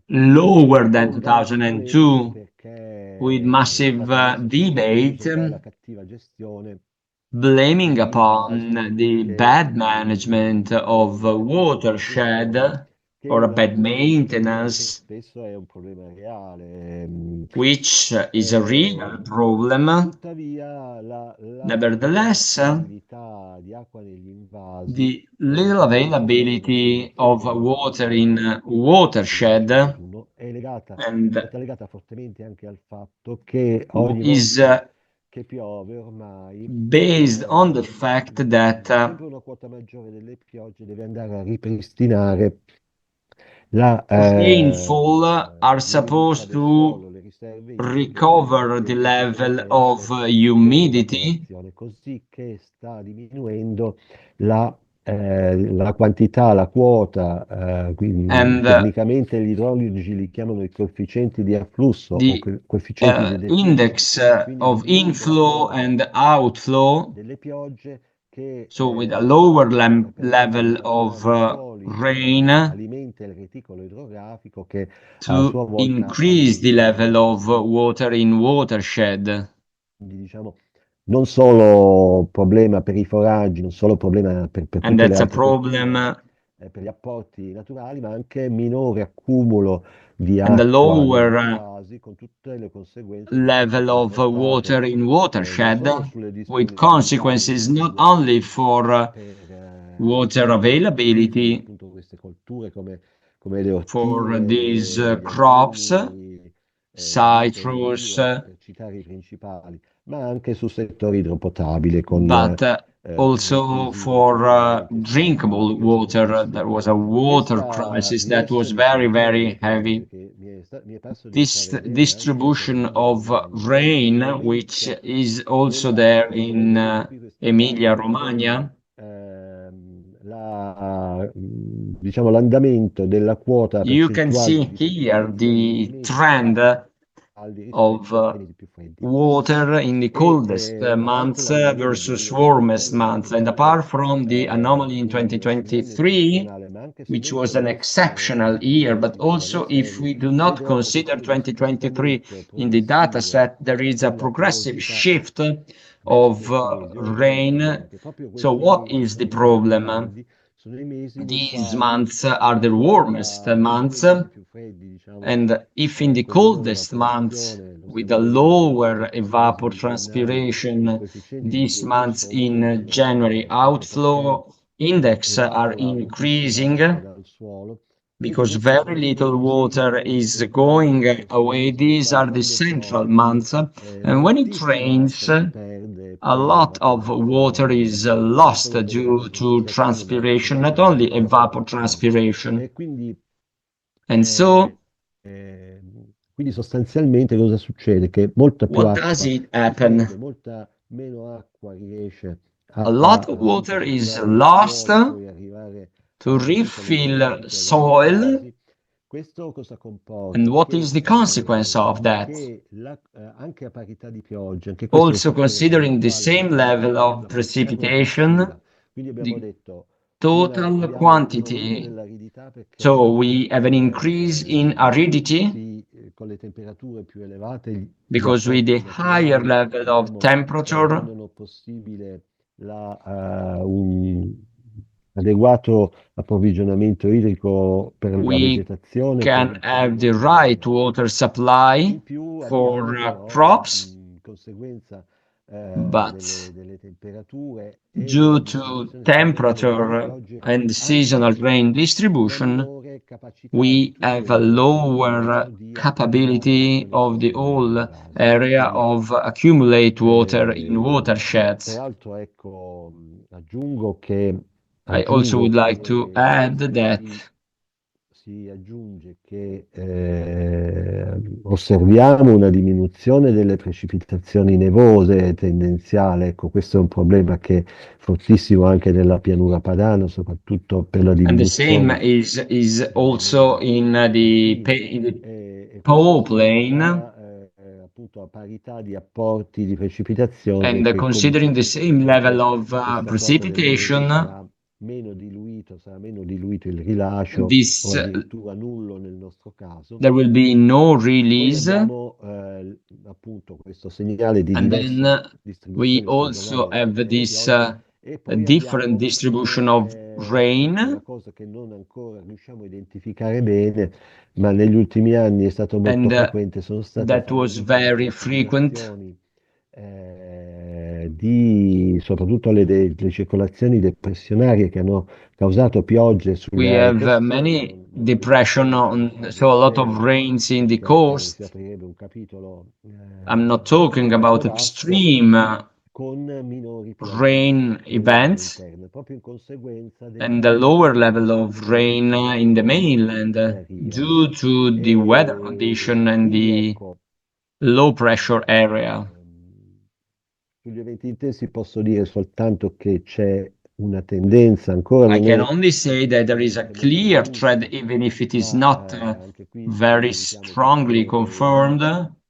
Di tendenza nei grafici comunque l'aumento But there is risulta a clear increase anyway sulle nostre serie di piogge on our data sets. Sono serie molto belle, diciamo, raccolte dalla nostra rete dal 2022. This is what we have done in our area since 2002, and this is bringing about an increase in concentration.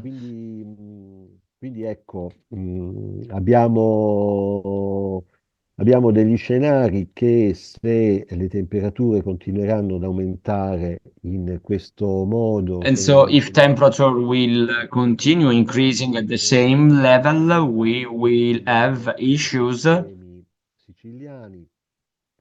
for the future of Sicily. It takes a massive effort to, especially for water-based crops, for a better water management, for a longer and better water management and water distribution. But this is not very helpful for forage, for fodder, because it is almost impossible to water crops. Only in some areas, in the area of Ragusa, there are some water-based crops. Direi poche centinaia di ettari, ecco, quindi but of small plots, small areas. Quindi ecco, no, non paradossalmente, ma il pericolo dell'evoluzione dell'agricoltura siciliana è che magari resistano in Sicily is that we have water-based crops ad operare azioni di adattamento molto, molto forti, e rischia invece la foraggicoltura di restare tagliata fuori, proprio perché la possibilità while cereals di are likely to be left aside ecco, perché si conta solo sugli apporti naturali. because it is only natural watering. Questo è un po' nello schema il problema della disponibilità delle risorse idriche, che poi alla This fine is a sort of graph for the main factors. Che appunto fa temere che comunque questo scenario di cambiamento climatico scivoli, nonostante tutte le azioni di adattamento, scivoli verso una situazione di maggiore aridità. And the risk is to move to a more aridity situation. Un ridimensionamento delle produzioni zootecniche in Sicilia. Vi ringrazio. And I want to thank you for that, Ho concluso. for your attention. I'm done. Thank you. Grazie mille, dottor Pasotti, non ci ha lasciato grosse speranze, speravamo di avere qualche indicazione da parte vostra per thank you very much. Actually, not much hope. Indeed, the hotspot Italy is actually quite a heavy situation. Well, now we move towards the last presentation of the morning. And we decided to close this morning with an expert who's very well known in the region, Professor Viaggi from the University of Bologna to understand better what could be the aids for the farmers to tackle climate change consequences. Consequences that are already there and not just around the corner, but they are hitting already our farmers. Thank you very much. Good morning, everyone, and thank you. Thank you very much for the invitation. I would like just to quickly state that I started my activity as a researcher many years ago, focusing on integrated production, try and reduce with the focus of reducing pollution. And as a young researcher, I thought it was quite a complicated issue, but then I started also focusing on water, biodiversity, and now climate change. Things are becoming more and more complicated and more difficult to understand. Also from a technical viewpoint and from a forecast viewpoint, when we focus on costs and policies, things become even more complicated. If we look at this scenario in economic terms, and I will also connect to what has been said already during the morning, there are some frequent topics and issues that are related to climate and then to economic outcomes. There are some things that have already been said. So the impact of temperatures on crops and human beings. Lately, we've been looking at the impact of high temperatures on the work efficiency and working in the fields at high temperatures, what this means and what is the impact for the workers. So sometimes we also forget CO2 concentration. Sometimes we see that we have this situation, sometimes it's worsening, and then we have the big issue of water availability and that of extreme events, catastrophic or not, but extreme events.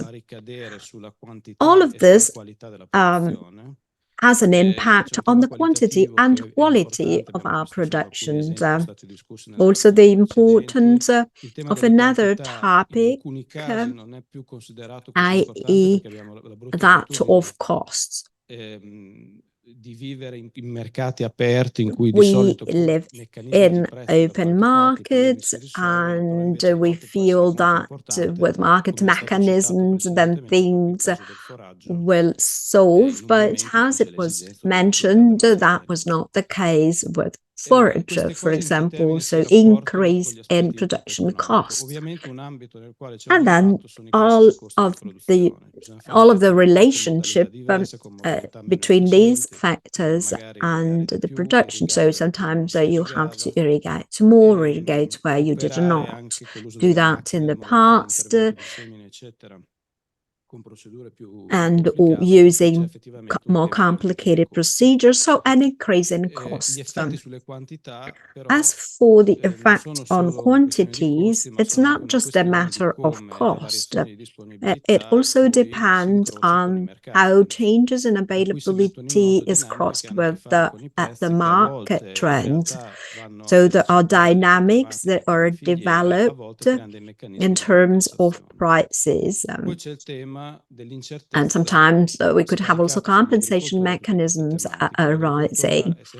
And agriculture has always been used to live faced with risks, but climate changes are actually increasing these risks further. We have mentioned the negative hotspot situation where we are now in as a region and as a country. sometimes it's difficult to also see and consider the impacts in the different macro regions. Sometimes these effects might be opposite to what we are witnessing. Like, for example, in Northern Europe, they are tackling these issues in different ways. They have their issues, but also opportunities that they did not have in the past. So this is a topic that is particularly interesting and important. Often, when we say climate is bringing about issues and problems, so we see these issues in terms of higher prices and more difficulties, but there are others that are actually gaining out of this. And so the effect in terms of competitiveness loss is even larger. The topic of climate, unfortunately, we know that we are discussing always, oh yes, it's raining this year, maybe next year it won't be like this. So climate has now, however, become a central issue, an issue everybody's focusing on. And Europe has been a leader subject in promoting measures that would take into account and contrast climate change. What this means, putting in place policies that allow you to adapt, and also it means putting in action measures that would mitigate the effect. This creates costs for economies. And so sometimes someone is pushing in a different direction because of this, as we saw with Trump's election. There are some clear economic reasons also. Climate is a global issue, and if there is someone else that is taking up the cost of fighting against climate change, and we can continue on in the same way as we were used to without coping with these costs, because it's others taking up those costs for us. So this is the ground sort of, to speak, reasoning. Today's CAP, well, it's the cascading down of this past. So we started with the Green Deal, the Farm to Fork strategy, then that set CIP in place, and then in CIP different objectives were included also regarding climate, and in particular contributing to mitigating climate changes and adaptation to such changes, as well as development of sustainable energy. So around this objective, you see that about 7 billion euros were allocated out of the 37 billion in total.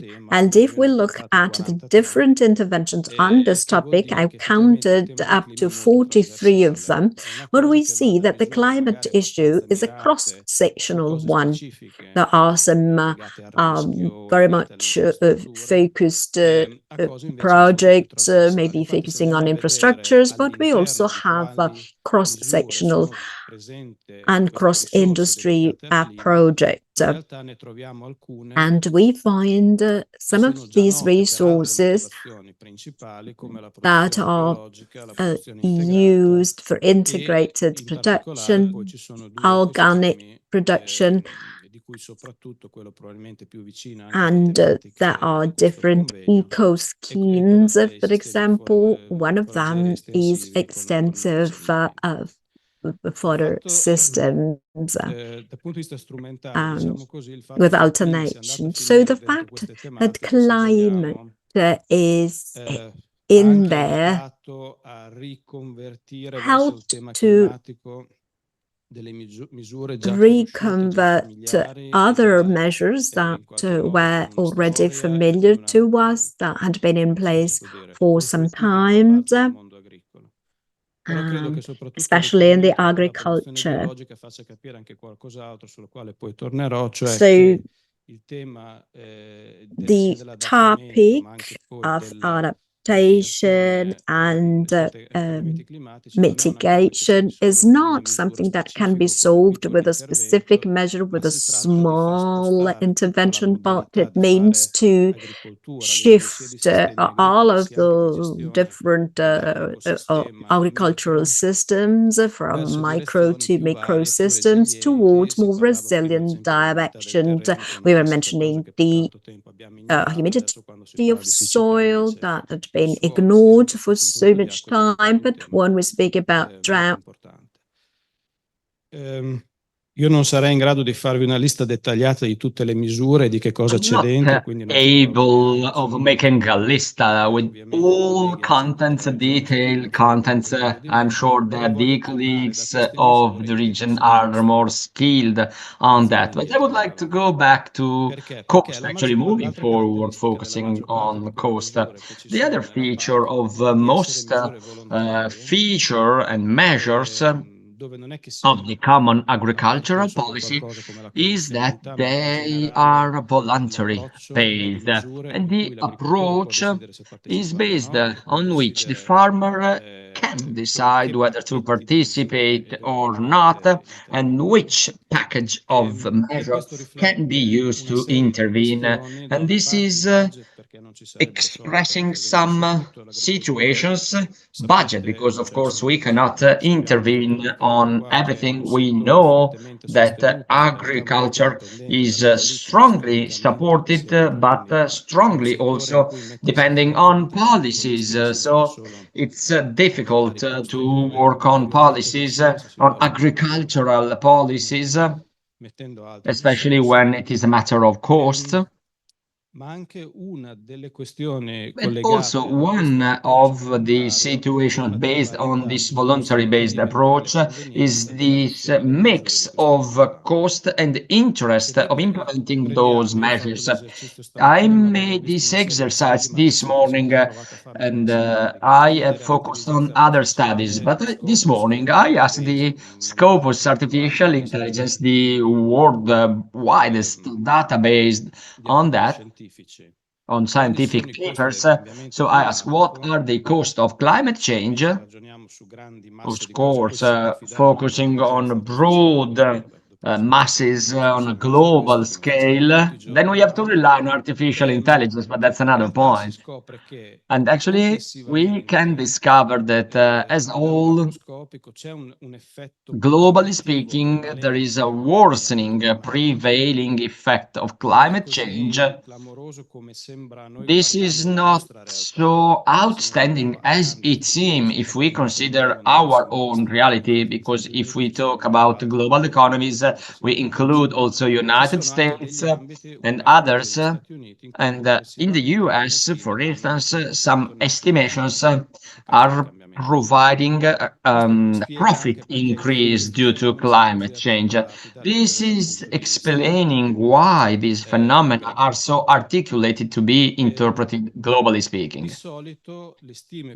Usually, the most accurate estimations, providing more easy to understand and user-friendly data in case of extreme events, in case of drought, hailstorm,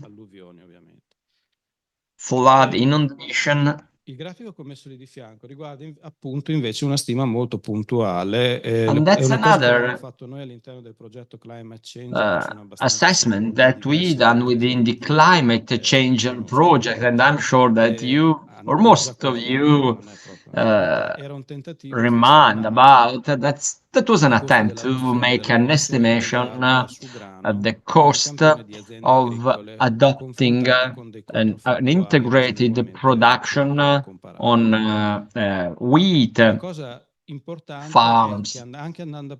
What is important, if we consider one single crop quite consistent with groups of farms not coming from different continents, the adoption of a certain practice is bringing about net costs which are very different. In some cases, the adoption of that practice is very expensive, while in other situations there is a profit. And if you, in other chances, they are tired.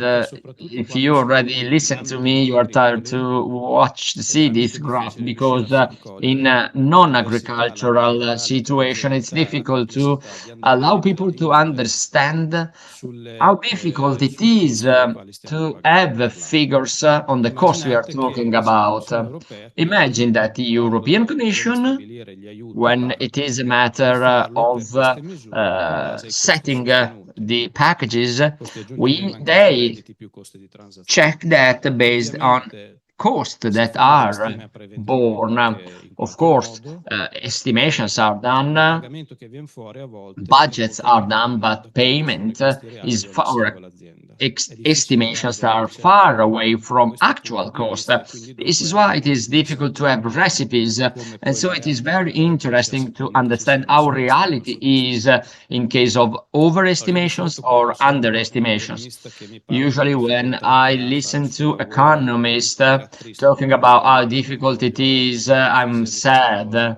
When difficult it is to be an economist, I'm sad. But we have to take into consideration that when we talk about these things and we try to set figures, the amount of money, we talk about things that, economically speaking, are very difficult to be defined. So there is a higher level of uncertainty, and it is very difficult to have clear and straightforward figures, not as clear as we think they are.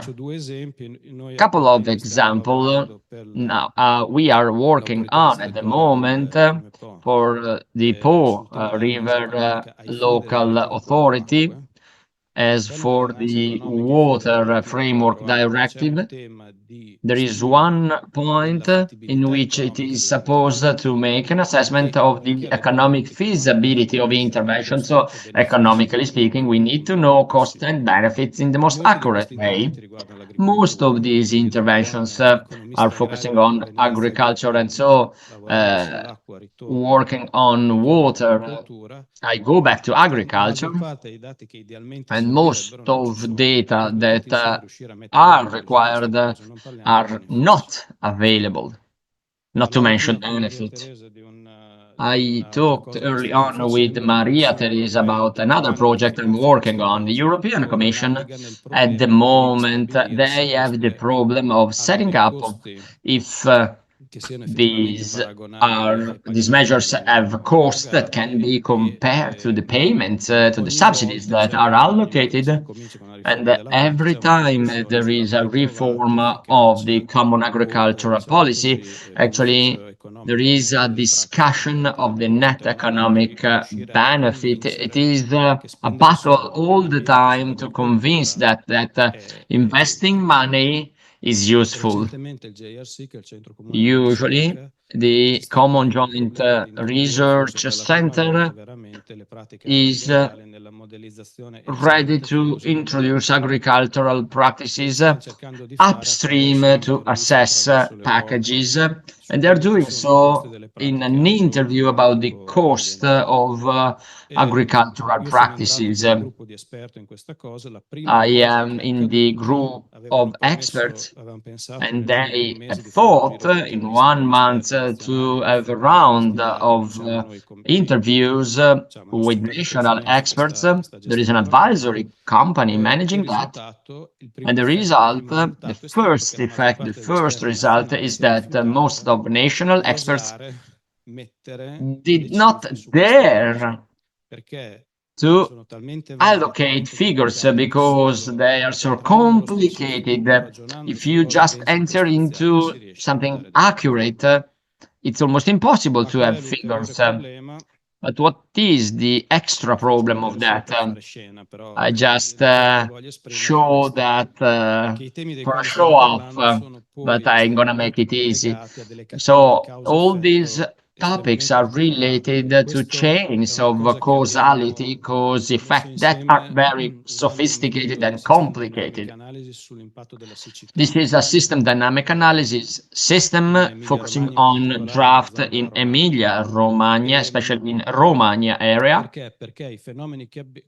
because the phenomena we are talking about, we know that they are coming from a global scenario. We have effects on field in terms of territory, but then if you want to read them from an economic perspective, there are some cascading effects having consequences that may fix part of the problem, but sometimes they increase in magnitude, and sometimes they interact with other parallel phenomena. Drought, we are talking about, apart from climate evolution, actually there was an important evolution coming with the increase of the cost of energy. In many areas of our region, there is water for agricultural use. So drought with economic energy can be fixed, but if energy is too expensive, many practices are not interesting anymore. I am getting too long, but I'm gonna come to the conclusion. So where are we going? Well, I know that we have sort of clear awareness on climate, and as for European policies, nothing major will happen. But this is something is dealt with throughout very complicated processes. I started dealing with the CAP when the European regulation was published. Now I read the terms of the European commissioners before they being appointed, and I had found no answers, but just an idea. In the future, we have to expect that future policies will get more and more complicated, right? They try to make things easier, even if this is almost hardly ever the case, but in terms of design and preparation, we must be able to look around just to understand where are we going, what are the measures we want to invest on. And there are other dimensions that are a must-have. We must have a right dialogue between upstream and downstream, region and department and district, and national level, international level. The more it is possible to have answers to this sort of problem. In the current political discussion, there are some things that become an extra burden for agriculture, but they may be friends actually to raise awareness. One is soil. People never talk for soil for decades, while now it is a hot topic, and we have seen how relevant it is to interact in terms of water shed, carbon capture and carbon storage. Another possible alliance is biodiversity. Locally speaking, important contributions are given for external weather condition management. It's also a matter of innovation. Another important point for long, I think, was was the conservative approach for a very long time. Well, to prevent, manage, let's stop doing anything at all. Now we are focusing on technologies to deal with this situation. I mentioned digitization, and now we always talk about support systems, but there are many other cases and situations. Last point, well, agriculture is focusing more and more on food and food-related supply chains. Ovviamente il tema delle bioenergie che conosciamo. It's also a matter of bioenergy that we all know, and the bio-based supply chains. And in some countries, they are very correlated one to the other based on the production coming from grass and also lawn and field and pasture. For the future, what may be interesting is the type of payments going to these technologies may change the way these interventions are performed. I think there will be no disruption, but ourselves as researchers, we have been asked for 10 years by the European Commission. If we want money for research, we must deal with these things. So mechanisms of payment based on measurable results. So this is something, this is a priority for the European Commission, and the goal was to have cumulative indicators based on the common agricultural policies, but on a local basis we are trying to promote, we are studying new forms of payment in which payment is not only based to a cost estimate, but also on the output generated by the measures themselves in terms of carbon capture, biodiversity increase, or water saving. That's another interesting point because we have to think and to talk to those who finance common agricultural policy so that they have an understanding of the money they have invested.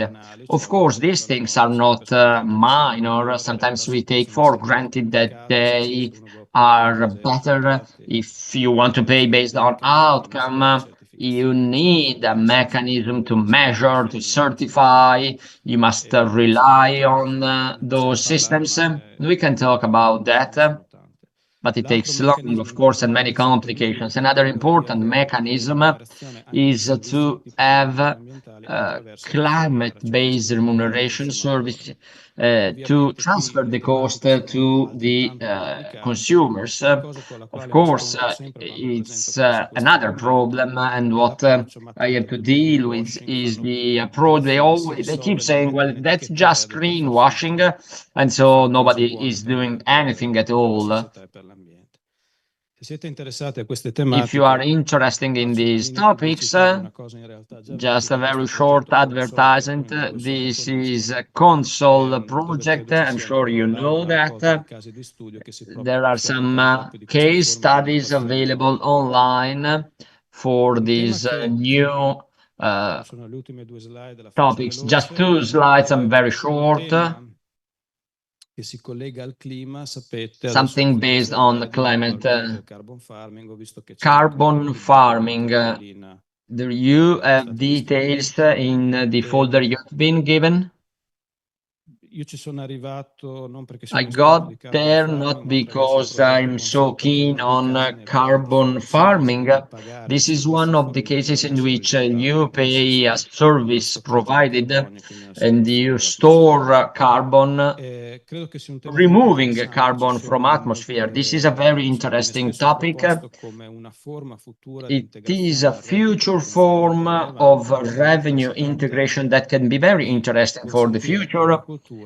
the goal is to allow agriculture to provide a service to reduce CO2 for which other sectors are ready to pay because they need that. Of course, there are issues to measure results. It's a matter of certification, and we have people talk about that. European regulation and national regulation are making important steps forward. I happen to work on that for a PhD, just making a database of carbon farming case studies. Actually, most of them are successful cases. So it's a very interesting topic, but to take into serious attention. But another important topic is that if there is a market behind that, the market is setting the price based on supply and demand. So one story is reliable payment. Something else, if you transform a production activity into a conserving activity, the following year the credit value is dropped and so not sustainable anymore.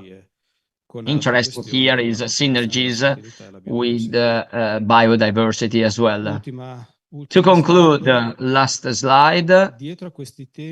Behind these topics, we have how to measure. We have to think and to talk about how to measure effects. How effects are measured, technically speaking. I'm thinking about carbon soil analysis before and afterwards, and I check what happened. And behind these measures, it's also a matter of cost. And as long as these things remain technical things, we just measure things, but taxpayers are not aware of. Something we are working on in a couple of projects. One is eco, one is showcase. They're not so easy to be read. Is citizens science. So how they may contribute to this mechanism, this dialogue with communities we work with, and so mechanism in which farmers are involved, focusing on environmental feature, and we use the results they collect also for payments. This is food for thought, and I'm done, and I want to thank you. Grazie Davide, grazie mille al professor Biaggi. Thank you very much, Davide. Thank you very much for this overview on opportunities and critical issues. I think that we can open up a discussion, a debate. If you have questions, just do not hesitate. So I'd like to invite our speakers here on stage for the final debate. We have also many people listening to us in streaming. Actually, the majority of participants is watching and listening to us remotely. You can write to info@cervincia.it so you can address the questions to our speakers. Within the folder, for those that are here with us, there is also a survey. If you can please fill that up so that we understand whether you liked this conference or not. So we've heard so many interesting things. I think that rarely we've been able to organize a conference that united different voices on one topic, trying and finding solutions, hopefully, or some indications on what could be the path to take. The first question for Professor Biaggi, actually, it seems to me that there is a need for providing some orientation to farmers so that they can be aided to receive some help in moving in this direction, so some support for them to contribute to achieving this adaptation. At first glance, I think that maybe the scheme 4 was not so successful, and we did not make so many steps forward. We actually had some issues in this respect, but this is my personal opinion. And then carbon farming, this is a dear issue and dear topic to us. We could say that the application of carbon farming could be just a byproduct of livestock production, because the meadows that we have for the Parmigiano Reggiano have a big potential in this, but we're not able to maintain them because the livestock production will be hit. That would be a big issue. So please, Davide, provide us with your judgment on the efficacy. Allora, se parlando un attimo degli ecoschemi. We focus on eco schemes. Well, eco schemes, sempre come sapete, non so se, as you know, in un modo un po' strano, were born in a strange way. They were set up to put down the pressure, and this is my interpretation, of course. So part of the budget was dedicated to things that have an environmental impact. So eco schemes tried to involve as many farmers were possible so that they could approach these issues and themes with the perspective of going deeper in these measures, bearing in mind that, of course, they should not overlap with the commitments regarding the second pillar and so on and so forth. When we were debating about all of this, we thought that actually in Italy nothing big would have been done, and we were discussing with a friend, and they said we want at least 94% of farmers participate in the eco schemes, and we have therefore to ask them the minimum and provide them with reasonable sums of money in order to have such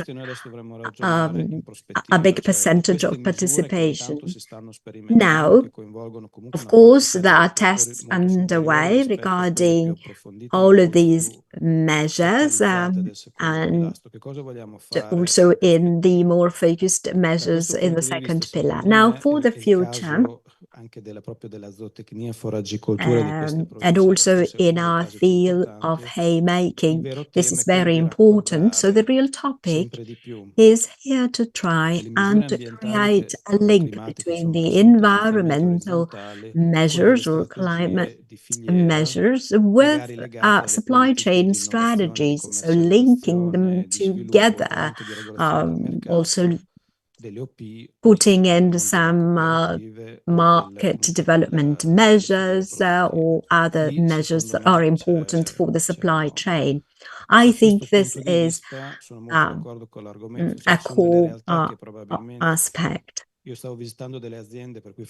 I also visited companies for which we are performing analysis, and we said, yes, we could have 500 hectares of bamboos and do just carbon farming. Whereas if we have on the territory excellent production supply chains, then we should reason around byproducts. But sometimes these mechanisms put in place markets are actually acting sort of against all of this, with then a final increase of costs for all. Thank you very much. Any question from the audience? No, chiedevo a I wanted to Giulia me lo ricorda, ask anche to a Cinzia, Cinzia. il fatto che le anomalie termiche The fact siano that we have precipite negli these invernali thermal, so temperature qualche anomalies collegamento con il in the problema winter months, dell'inquinamento is this idrografico in questa parte, connected with the soprattutto winter della pollution, which is viviamo especially high quotidianamente, in this insomma, part of queste our calde region? alterne, So we blocchi, see eccetera, this on a eccetera, daily basis. è una casualità o c'è Because collegamento? sometimes we E have si days possa when aggiungere anche the car per traffic is viaggi, halted because of this in sì, winter. la PAC, alcune misure sono And as for volontarie, CAP, ok? some C'è of una the measures stima are di quanto voluntary addetti ai lavoratori degli measures. agricoltori But aderiscono is there an rispetto alla estimate totalità? of how many farmers adhere Perché to sì, them versus l'ecoschema e the altre total? misure, The secondo me, hanno eco avuto un successo scheme enorme alla prima was very edizione, cioè quando successful abbiamo at un their legislatore fra first tutti quelli che hanno fatto edition. domanda, But la then seconda parte I don't know whether the dell'indicazione, second visto un part fuggi generale, chiedevo was se c'erano also dei so numeri successful. dell'effetto So do you have reale, figures on the real chi ha fatto domanda impact, the almeno real all'inizio del effect CSR rispetto of alla all of totalità, this in quindi terms ormai of those that applied, also Allora number of parto io. applications in the second round as well? Relativamente alle anomalie termiche, in realtà Well, as for sì, è vero che si temperature anomalies, evidenziano in inverno, yes, però it's true nel that anno ce they're l'abbiamo quite un po' tutto l'anno. marked Quindi in the winter, non è but più we la see them stagionalità delle throughout the year. It precipitazioni che was more the aveva seasonality of degli rainfall effetti a livello soprattutto that estivo o had autunnale. Ecco, dal punto di vista effect on termico, what happened effettivamente noi in the riscontriamo summer or soprattutto in variazioni delle autumn. massime, quindi eventualmente We see l'estate. variations actually of maximum Quindi anche temperatures. So this questo is hitting more the summer collegamento con la months qualità and not so much the dell'aria winter. effettivamente So non è una connection cosa with the che quality of air per ora is abbiamo né something studiato that né we soprattutto have not riscontrato, ecco. studied for the time being Piuttosto and not ci sono altre detected connessioni, actually. quindi ad I esempio think that there l'ambiente dei are nitrati, other potresta villani connections like fa, nitrate quello reports connesso show chiaramente us alla qualità dell'aria, quindi figures permessi di that could be spandimenti, i connected vincoli dovuti a quello, però in regime to the termico la climate in general, but variazione, insomma, per ora no, in non terms of abbiamo what you were evidenze asking, particolari. no specific evidence in Allora this potrei dire respect. che non lo so, I could nel say senso che se I i numeri don't degli ecoschemi non know. sono In aggiornati, terms of the eco per quanto scheme riguarda il ciclo figures, pilastro, agroambiente, eccetera, don't have parliamoci tra a 15 e final 20% delle update, superfici but regionali, forse we're superate talking in about certi 15 momenti, to 20% of the con total però molte regional differenze tra i tipi farming di land. But interventi, I perché in see Emilia also Romagna c'è stato il differences in biologico terms integrato of che ha the proprio measures prevalso that notevolmente.